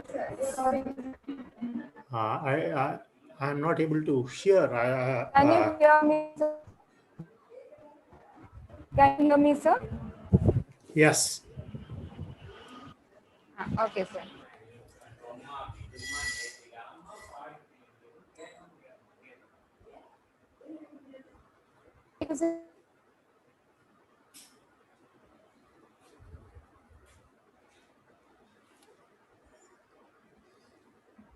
Approach. Dr. Raghavan has done a course in Indian Institute of Technology, Delhi, and he has done PhD in Purdue University, USC. Research visiting assistant professor in Michigan State University in 91 from 91 to 93, and a faculty in Chennai Mathematical Institute from 93 to 2001. To his credit, he has number of research publications in national and international journals. His area of specialization is representation theory of groups and algebra, flag variates, and Stobart variates. With this introduction, I hand over the session to you, sir.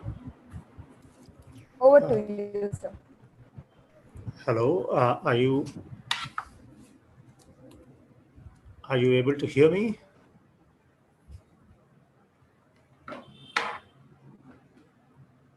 Audible, sir. Okay, good. So let me share screen. I have some notes. I'll send it in. Did you all get the link to the notes that I sent to the organizer?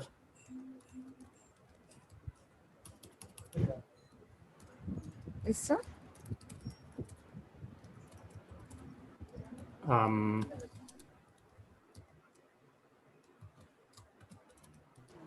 Okay, you did. Okay, good.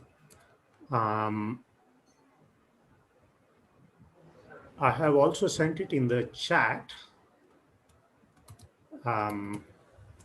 box. Yes, sir. Okay. Now let me. I'm having some technical difficulty, so let me see how to do this. Okay, can you see my screen? Yes, sir. Okay. So let me start. Unfortunately, I'm not able to write on this screen, so I'll need to switch, I think, between this screen and another one. Okay. Let's see how that works.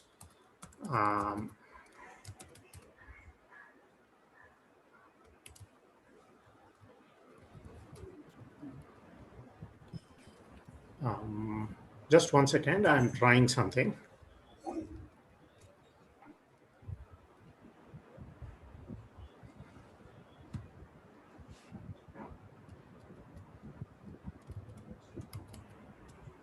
Okay, let's see. Let's start. Okay, so I'm going to talk about this problem. which is a very common problem. So you have a set of data points on the plane. So maybe you're measuring something in the laboratory. For example, you may be trying to find the resistance of a wire, a conducting wire. And so what you do, not that the physics is very important for what we are going to do, just to give you an idea, we will very soon focus on the underlying mathematical problem. Even if you have forgotten the physics, it doesn't matter.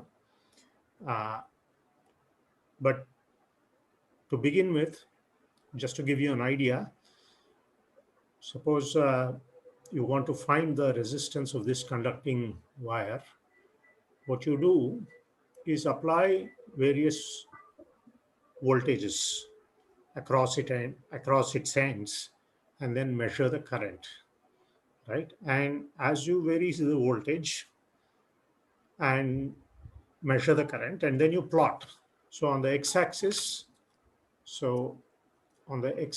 can you see the cursor here? On the x-axis, you will plot the voltage. On the y-axis, you will plot the current. And then for every measurement that you make, you will get a point on this. You measure x, you put a cross here, indicated by the cross here, x comma y, where x coordinate is the current, x coordinate is the voltage, say in volts, and the y coordinate is the current, say in amperes, right? And there is a famous law called Ohm's law that tells us that we expect to find these points to be approximately on a line. Okay, so this is something that we know from physics. Let us take that for granted. So the point is, in many situations, we are given a bunch of points, and we expect to find a straight line passing through them. They are, in other words, approximately on a straight line. However, if you try to draw a line through them, it's not always easy, because although we physically theoretically expect them to be on a line, but in practice they are rarely on a line. They are approximately on a line maybe, but not really all on a line, due to various reasons. They could due to observational errors, perhaps. Maybe the law itself, it says that they should lie on a line, is only approximate. Maybe it works only in certain situations. In any case, so the mathematical problem we extract out of this situation is the following.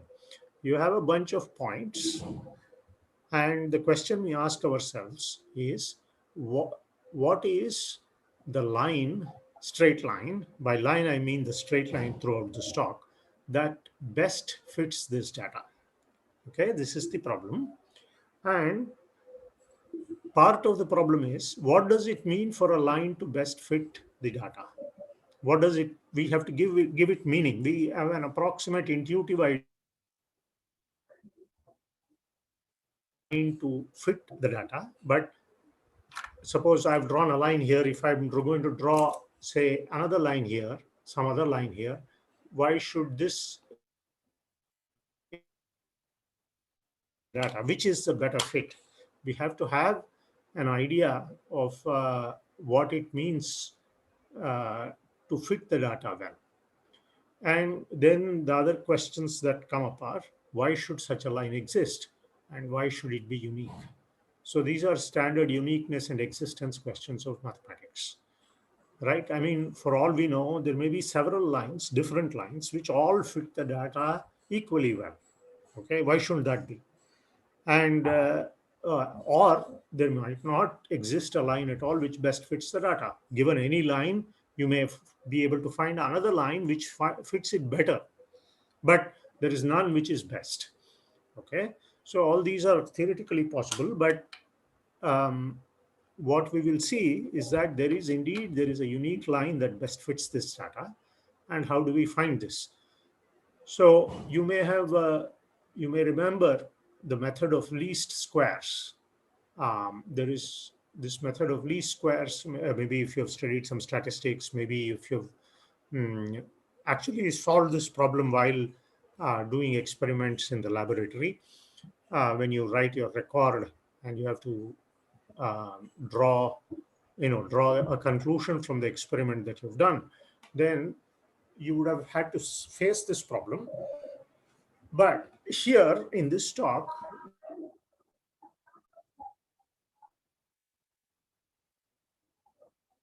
from the point of view of linear algebra.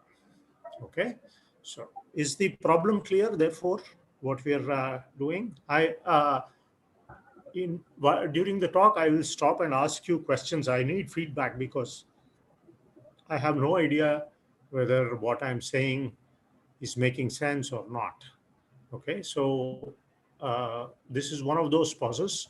So please, somebody in the audience, please tell me if this makes sense or if there are any questions or if we can go on. I'll wait for your feedback before moving forward.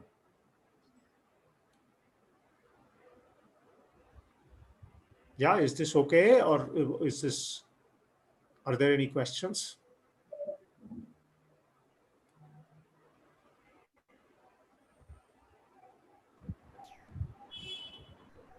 Hello? It's okay, sir. It's okay. Okay. Let's do an example. See, I hope, please do react quickly, because otherwise, it feels like I'm lecturing to an empty room. All right. Yes, sir. Yeah. Okay. Please do react quickly. Otherwise, I mean, I feel very unnatural. Okay. Okay. So here is an example. Let's do, in an actual experiment, there will be tens of points, maybe even millions of points. If if you're doing an experiment, maybe you're building a bridge or something, and then there may be actually millions of points that you take, depending on the experiment. But as a toy example, let us take this example, right? Just 3 points, 1, 1, 2, 3, 3, 3, right? These are the 3 points. Question is, which straight line best fits these 3 points? Okay, so what we will do is, excuse me, I'll outline a method for doing this, and then we will apply it to this running example. Okay, very simple example. This will illustrate the method. Okay, now let's move on. Okay, hope you can see this. Okay, so this is our theoretical setup. There are, say, n points. So we call them x1, y1 here, the first point, x2, y2. It doesn't matter how you order them. So this could be the first, and this could be the second, this could be the third. It doesn't matter how you order them. x1, y1 is the first point, x2, y2 second point, x3, y3 third point, x4, y4 fourth point, etc. And here is the nth point, xn, yn, where the small n is some large number, right? In this case, let's see, 1, 2, 3, 4, 5, 6, 7, 8, 9, 10. N would be 10. There are 10 points on this picture. But it could be 100, it could be million, it could be 3. It could even be 2. But of course, if it is 2, then you know that given 2 points, there is a unique line passing through those 2 points. So given 2 points, we know this problem. We know the problem, how to solve the problem. The problem arises when we have more than 2 points. So n is some large number. Okay. And in this picture, I have drawn the line of best fits. Okay. Now, this is the line of best fits, right? And we think of it as mx plus c, right? This is the equation of the line. This is one of the forms of the equation of a straight line that we learned in school. Y is equal to mx plus c. So what are m and c? M is the slope of the line here, this is, if this angle is theta here, right, then this vertical distance by horizontal distance, that is tan theta, that's called m, the slope of the line, and c is the y-intercept. This distance here is c, right, where the line meets the y-axis, right? It could be positive, it could be positive or negative. Here in this picture, it's shown to be positive, but it could be negative if, for example, the line, you think of a line like this, which meets the y-axis, in the negative part of the y-axis, then c would be negative. Okay. Now, what do we need to find? In order to find this line, we want to find m and c, right? Okay. So the problem then is to find m and c. Okay. So is this clear? Any questions? It's clear, sir. Okay, good. Thank you. Yeah. Okay. So now we actually use linear algebra. Okay. We set it up using linear algebra. So here is how we set it up. Okay. Imagine for a moment that all data points actually lie on a straight line. Okay. Suppose you had these data points x1, y1, x2, y2, xn, yn, and suppose there was a line y is equal to mx plus c, such that all the points x1, y1, x2, y2, xn, yn were on the line, right? This we know is a very ideal situation. We don't expect it, but just to understand the situation, suppose that were the case, right? Suppose that were the case. Then y1 is equal to mx1 plus c, right? Why is that? Because this just means that x1, y1 is a point on that, lies on that line. For x1, y1 to lie on that line, you must have y1 is equal to mx1 plus c, right? And similarly, for x2, y2 to lie on the line, you must have y2 is equal to mx2 plus c, and so on up to yn is equal to mxn plus c. Okay. Now, these n equations I can write in matrix notation, right? So y1 through yn here, instead of writing n equations, I write a single matrix equation, right? Using the standard matrix multiplication here. So for example, if I multiply these two matrices here on the right side, I get row into column is the way you multiply matrices. So for example, here I get mx1 plus c, right? mx1 plus c, that is equal to y1. The second row entry will be mx2 plus c, and so on, which is y2 and so on. Okay. So this notation is a little strange here. It's a little inverted because usually x and y are unknowns. That's the way we use the notation. And other variables such as a, b, c, or m, or p and q are known. Here it is the reverse. x1, x2, xn, and y1, y2, yn are known. Of course, these are the coordinates of the endpoints. So we know these. Our problem is to find m and c. So m and c are the unknowns. So I've written m and c as unknown, y1 as known, x1, x2, xn is known, and of course this column here is 1, 1, 1. Okay, so if this was the situation, what you would do is we would solve the system of linear equations. So this is a system of linear equations where m and c are unknown, right? And it's a system of n linear equations, and these two are unknowns, and you would solve this system and you would be done, right? Okay. Now the problem, of course, in general, okay, now we are moving away from this ideal situation, and what do we have to do? When you move away from the ideal situation now, you can still write this equation, no problem, but it will not have a solution. You cannot find m and c such that this equation is satisfied. This is precisely what it means to say that the points do not all lie on a line, which is what we expect. So we are faced with a rather problematic situation. We have a system of linear equations, right? This does not have a solution. Now, how do we solve this system? Meaning, how do we force it to have a solution, right? Of course, when you force it to have a solution, you should keep in, the idea is that you should not maybe change the equation, system very much. You should just perturb it just a little bit so that the system has a solution. So the question becomes, so we have modified now from the original question, we have arrived at a new question now. I hope the significance of this is a very significant thing. And since I'm not able to see you all, I have no idea whether I'm conveying this important point or not. But let me repeat it. So the original problem has now been subsumed under a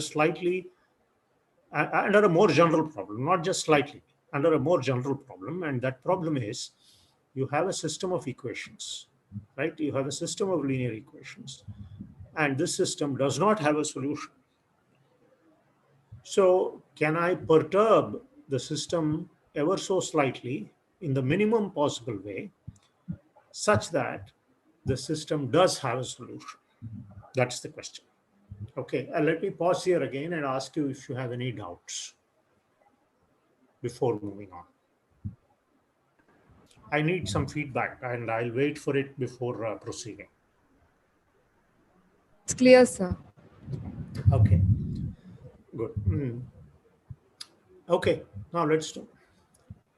Okay, so let me repeat this. Since this is a very important point. In this slide, I have repeated it. But the points do not all lie on a straight line, not expected in most cases. Then what do we do? This precisely means that the system of linear equations does not have a solution.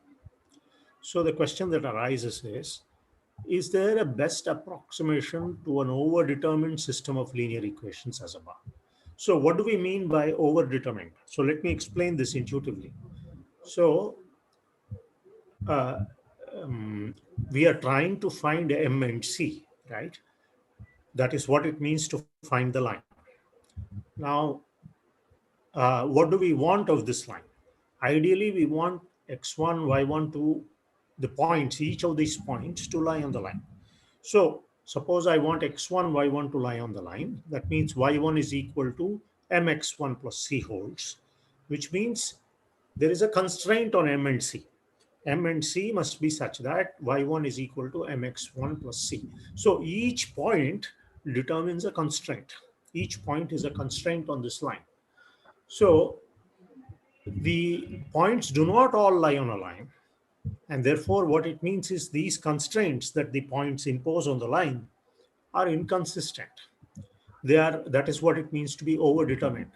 There is no value of M and C. There is no line that meets all the constraints that we want. Okay, so such a system is called an overdetermined system. So when you have an overdetermined system, it does not have a solution.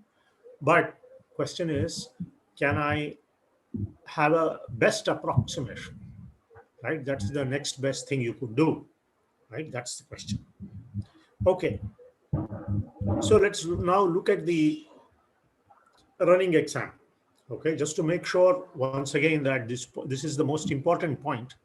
So I have this slide here where we look at it, where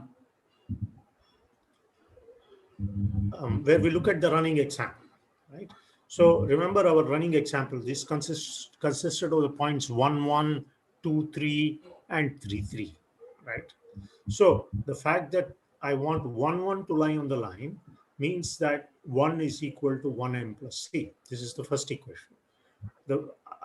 I want 2, 3 to lie on the line. So this is the second equation.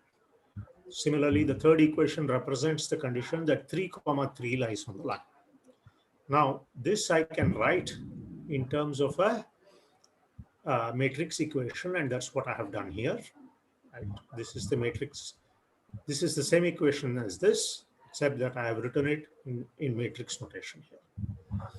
So this does not have a solution, right? This does not have a solution, and we are asking for a best approximation. But now I am introducing the idea which will help us find this best solution. And here is something that you probably remember from your linear algebra. It's anyway a very simple fact and very important fact, right?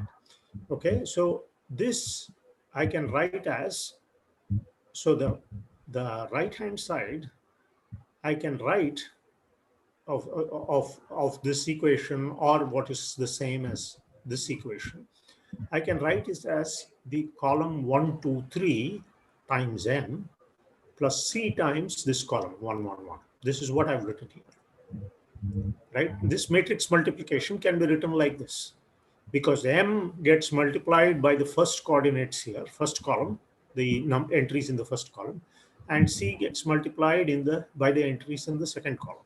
So this is just a very simple calculation. And so what we know is that, what does it mean to say that this equation cannot be solved? It means that I cannot find m and c such that this equation holds. That's what I've written here. This is not equal to. You cannot find m and c such that 1, 3, 3 equals 1, 2, 3 m, 1, 1, 1 c.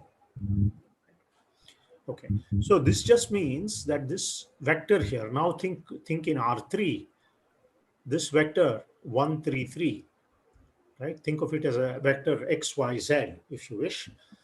1, 3, 3 is not in the span of these two vectors, 1, 2, 3, 1, 1, 1.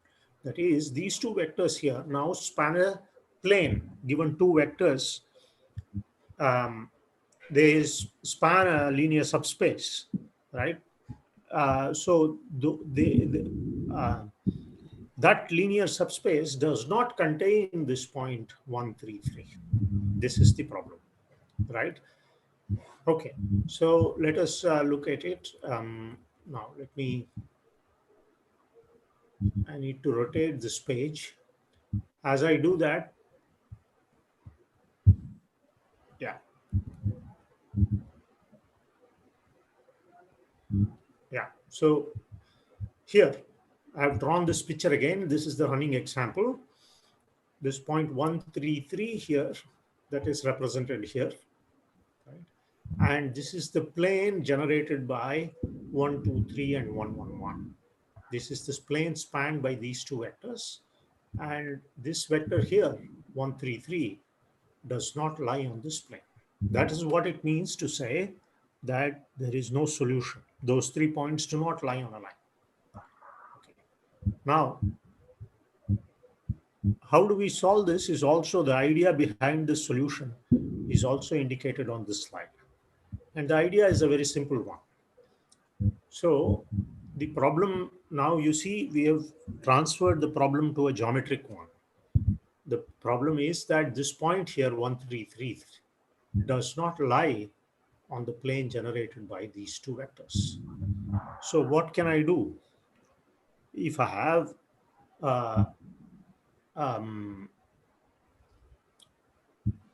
imagine a plane in R3, right, passing through the origin, and I have a vector that does not lie on that line, lie on that plane. Right? Then, in what way can I change the system so that it does, the modified system has a solution? One very obvious way you can do this is the following, is to replace this point 1, 3, 3 by a point on the plane, right? If I can replace that point by a point on the plane, then the modified system has a solution. Okay, that's very good. But which point on the plane do I choose to do this? That is the question.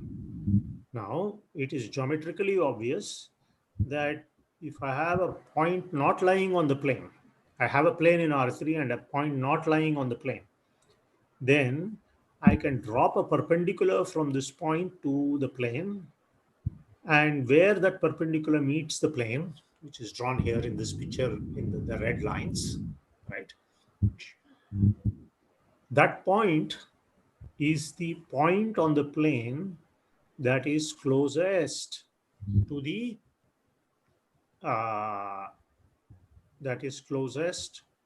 to this original point. So in other words, there is a unique point on the plane that is given a point that is not on the plane. There is a unique point on the plane that is closest to that given point. Okay, that is the crucial idea. Okay, now we are almost done. We just need to put this idea into practice. That's all. Okay, and the next few slides will actually do that. Okay, let me stop here again and ask if this makes sense. It's clear. Okay, so then maybe I can proceed. Okay. Yeah, see, I don't know if you are facing this, but definitely I am not getting, this Zoom talks or online talks are nice, but it feels like I'm lecturing to myself. I cannot see you, therefore I have no idea whether what I'm saying is making sense. But anyway, this is the best we can do in this pandemic situation. So we proceed. Okay. So here is a, so let me give you the linear algebraic solution to this problem. Now this is a bit of cheating because ideally this is a high point of the talk, and this formula that you see on this slide is a very beautiful one. And I'm afraid I'm not going to be able to do justice to it, because ideally I should not be giving you this formula, but rather slowly work towards it. But in the interest of time, and given that I'm not face to face to you, I have no idea what you're following or what you're not following.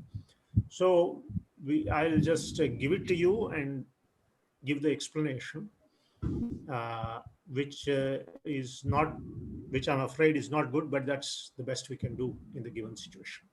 Okay, so given a subspace W of Rn, so this is, again, we are generalizing here. So here is the general problem. Given a subspace W of Rn, okay, linear subspace. So Rn I think of as a vector space and W as a subspace, and a vector V of Rn. How to find the orthogonal projection V prime of V on W. So you drop a perpendicular from V to the linear subspace. Of course, we are thinking here that Rn, n could be large, n could be R, it need not be R3, it could be R100 or R million. So here we are transferring the intuition that we have from 2 and 3 dimensions to higher dimensions. Things do work similarly. You have the notion of dot product, which tells you using which you can compute the angle between two vectors, and I am assuming familiarity with those concepts. I mean, it's not a big deal. It's what we all learn in high school and undergraduate BSc courses, right? So in this picture, I've shown you this subspace W, the vector V here, and the projection, orthogonal projection of V to the vectors, to the subspace V prime. So what are the properties of V prime? V prime lies on this W, and the vector joining V prime to V is perpendicular. That is what is indicated here. is perpendicular to the linear subspace W. Okay. So, and I give you here the beautiful formula. Suppose W is given as the column space of an n by m matrix. That is, if I have an n by m matrix, that means it has m columns, and each column I can think of as a vector in Rn. So if W is given as the span of m vectors in Rn, I put those vectors into a matrix form, and I'm assuming that they are linearly independent. Suppose let's make that assumption. Then the formula for V prime is this very beautiful formula. It is A times the inverse of A transpose times A, and then A transpose V. Okay, so of course, when I take the inverse here, you should be sure that this A transpose A is a square matrix and that it is an invertible matrix. So if I take this is the size of A is n cross m, A transpose will be m cross n. So A transpose times A will be m cross m. So it's a square matrix. And in fact, I'm claiming that A transpose A is an invertible matrix, since A I'm assuming to have linearly independent columns. This is an easy exercise. Okay? So this is the formula, okay? And I'm giving you the formula. So we can, if I am, so what we need to do, let's go back. What does it mean? Okay? So here is my A. Here is my V, right? So what did we say? This point 133 is not in the linear space spanned by these two vectors 1, 2, 3, and 1, 1, 1, right?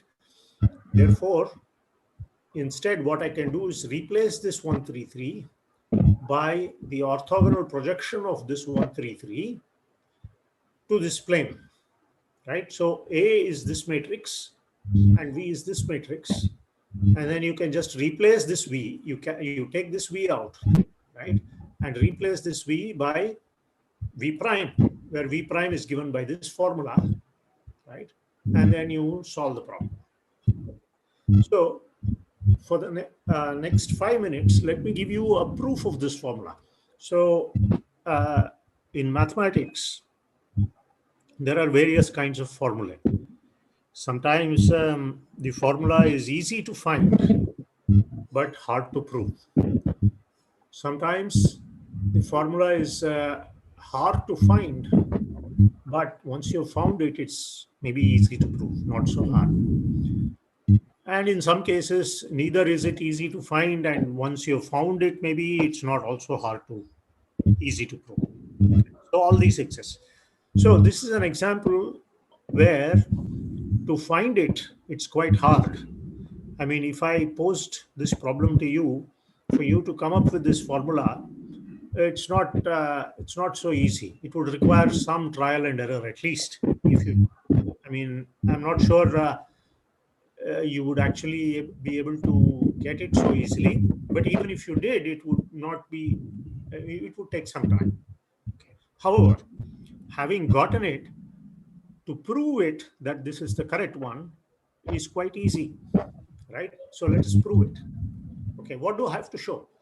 I have to show two things. I have to show that this V prime belongs to the space V, W, and I also need to show that this V minus V prime, so this vector joining V prime to V is perpendicular to W, right? Okay. So let's see this. So proof of the formula, V prime is equal to. Okay, so note that V to V prime is a linear map. So this, I'm giving you a matrix here. So this is a linear map. Okay, and so if you have a linear map, and I'm claiming this is the orthogonal projection, what properties must it have? It must have exactly true properties. If I take a vector that is already in W, right? Suppose V were a vector already in W, then what is the orthogonal projection? The orthogonal projection is itself. So V prime, I must get back W, V itself. The second property is that if V were perpendicular to W, then I must get 0. These are the two things that we must check. So V prime equal to 0 if V is perpendicular to W, and V prime equal to V if V is in W, belongs to W. Okay. So what does it mean to say V is perpendicular to W? That just means AT times V is 0, because the columns of A are the vectors that span W. To say that W is perpendicular to, V is perpendicular to W means that V is perpendicular to each of these vectors, which means the inner product of V with each of these columns is 0. That precisely means this. Okay, so this is easy. So once ATV is 0, so here, right here, if V is perpendicular, then AT times V is 0. Therefore, this is 0, so V prime is 0. So that's obviously the case. Now, let's look at the other thing that must be true. V prime equal to V if V is in W. So what does it mean to say V is in W? It just means V is equal to AU for some U. Okay, so you substitute this. So V prime is equal to, and then if I substitute V equal to AU, you have this, and then you see ATA and then ATA inverse, and these two cancel each other. Okay, and you get AU, but AU is V. Okay, so this is a very simple thing to prove. Once again, I repeat, this formula is not so easy to find maybe, but it's once we have found it, its proof is very easy. Okay, let me pause here and ask you if you have any questions, and also request that somebody is not muted. There is a lot of disturbance on the line because I guess somebody in the audience has not muted themselves. So could the organizer maybe mute everybody except the speaker? Yeah, that is better, I think. Okay, but now let me ask if there are any questions. If you have any, I'd like some feedback before proceeding. We are almost done.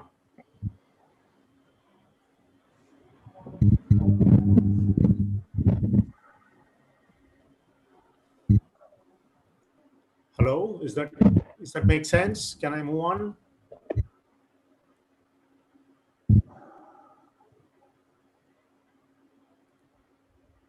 Hello?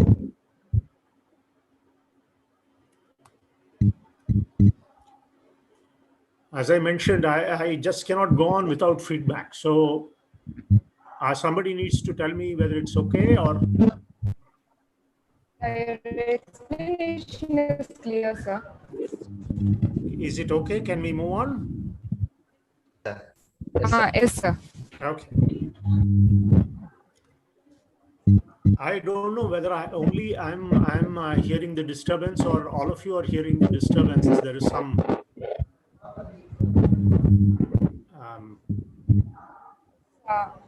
We're also hearing the disturbance, sir. Try to sort it out. Yeah. Okay. So let us now move on. So here is all we need to do is now, like school students, the formula is given to us. We just need to plug it in and solve, right? So here is we have the solution now. Let A be an n by n matrix with linearly independent columns. So I'm given this system of linear equations. The best approximate solution to the linear system AZ is equal to B. So this is let's say this is an overdetermined system. So this does not have a solution, which means the vector B is not in the column space, is not in the linear span of the columns of A. So what I could do instead is to replace B by its orthogonal projection to the column space of A. and this is the formula, right? So I'm just so sorry for this mess here. This is AT times A inverse. This is nothing. So this was our formula. I'm just writing this formula down. I'm replacing this B by B prime, right? This B I'm replacing by B prime, which is this. Okay. Now, and there is also a simple exercise that since A has linearly independent columns, it turns out that you can essentially cancel this A out on the left. So my solution is Z is equal to A transpose A inverse A transpose B. Okay, so that's my solution. Now let me stop sharing the screen and let me show you a bit of that.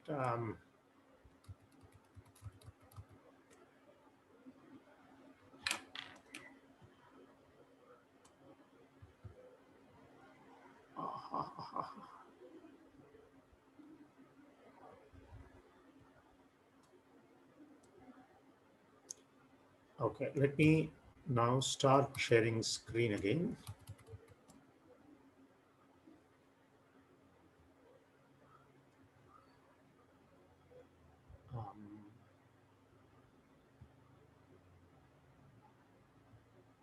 Okay, can you see this?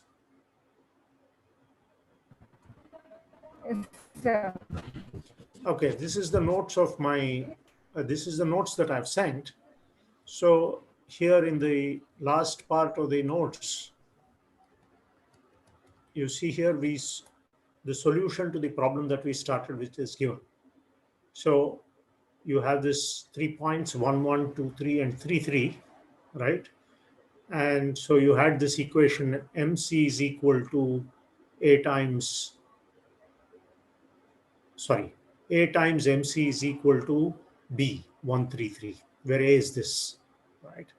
So this equation didn't have a solution. So we, well, where do I have that?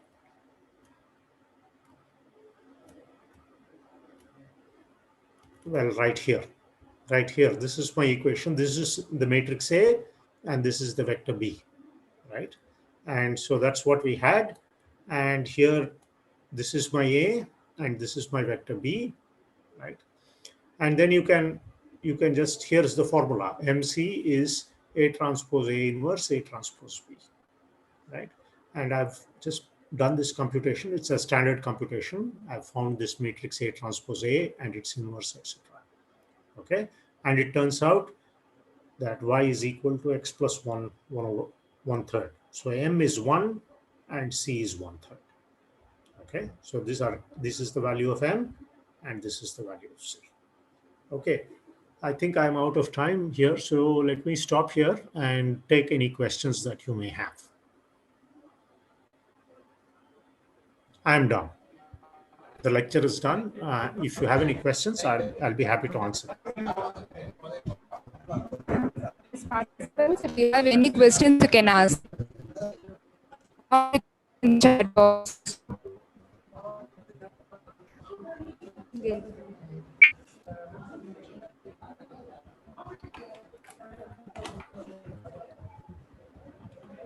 There's no questions in the chat box, sir.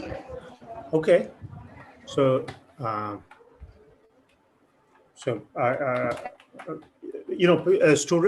participants, I'm happy to answer if they don't want to put it in the chat box, but ask it orally. That's also fine with me.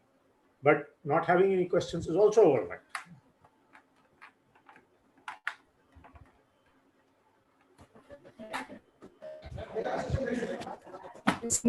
I think so.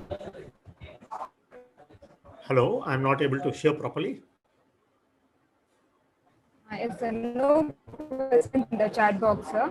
Okay. Yeah, I'm done. The lecture is done. So I've stopped sharing. So. Mathematics, Institute of Mathematical Science. It's really an interesting session, sir.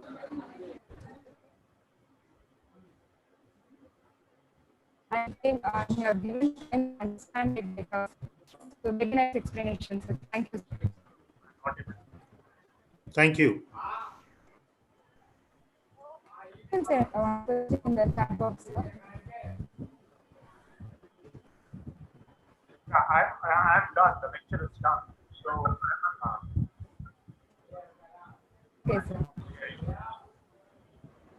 hello, sir. I'm not able to hear you properly. Could you please speak up? I'm not. Maybe can the others hear?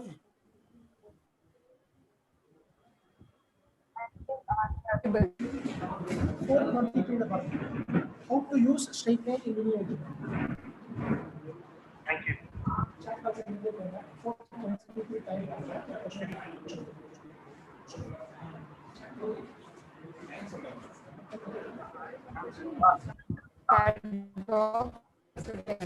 Sir, am I audible? Question is how to use straight line in linear algebra.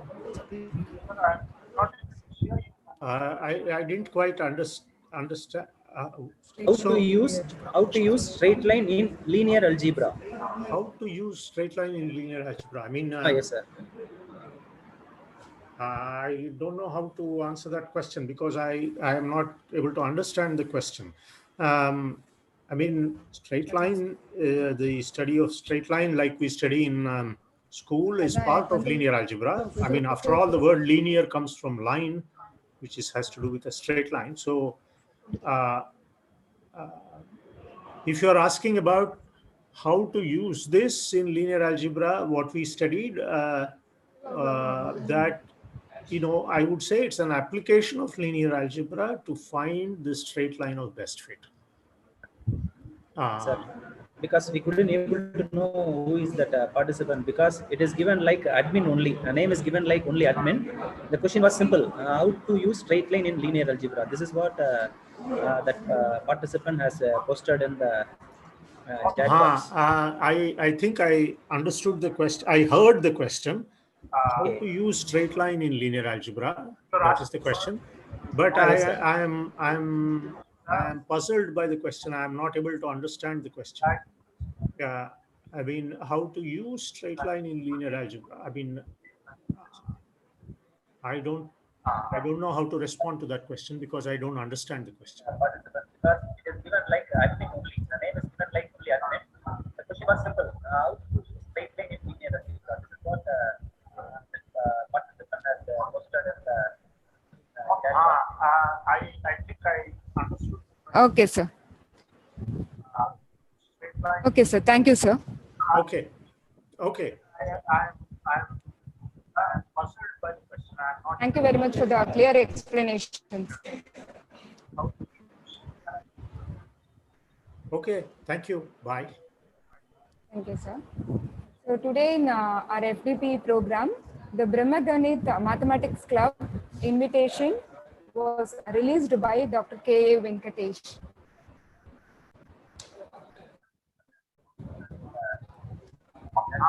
So,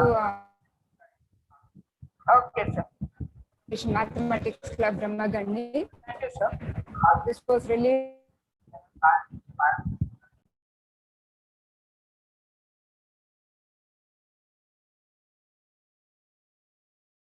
at 2 o'clock. Thank you all.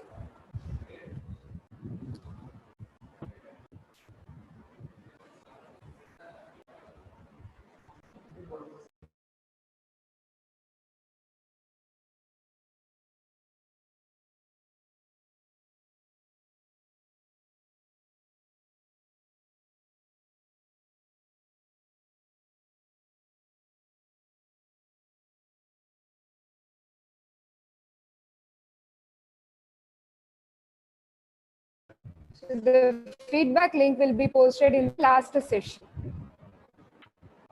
Last day, last session. And the link will be sent to the registered participants.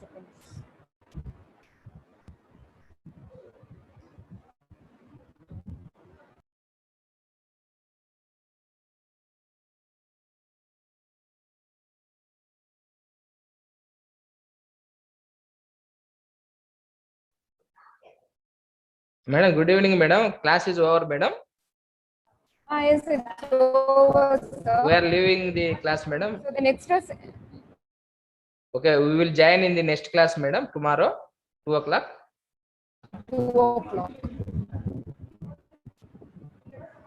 Hello, ma'am. We can The use the session is same. tomorrow. Hello, Okay, madam. ma'am. We Yes, can sir. use same link tomorrow also session. Okay, okay, madam. Thank you, madam. Hello. No, we will do the different link. Madam, you can send the link tomorrow or same link.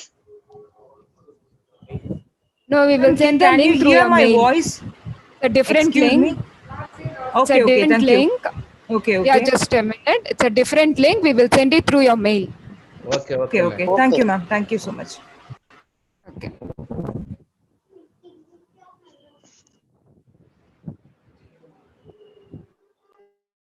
Salva.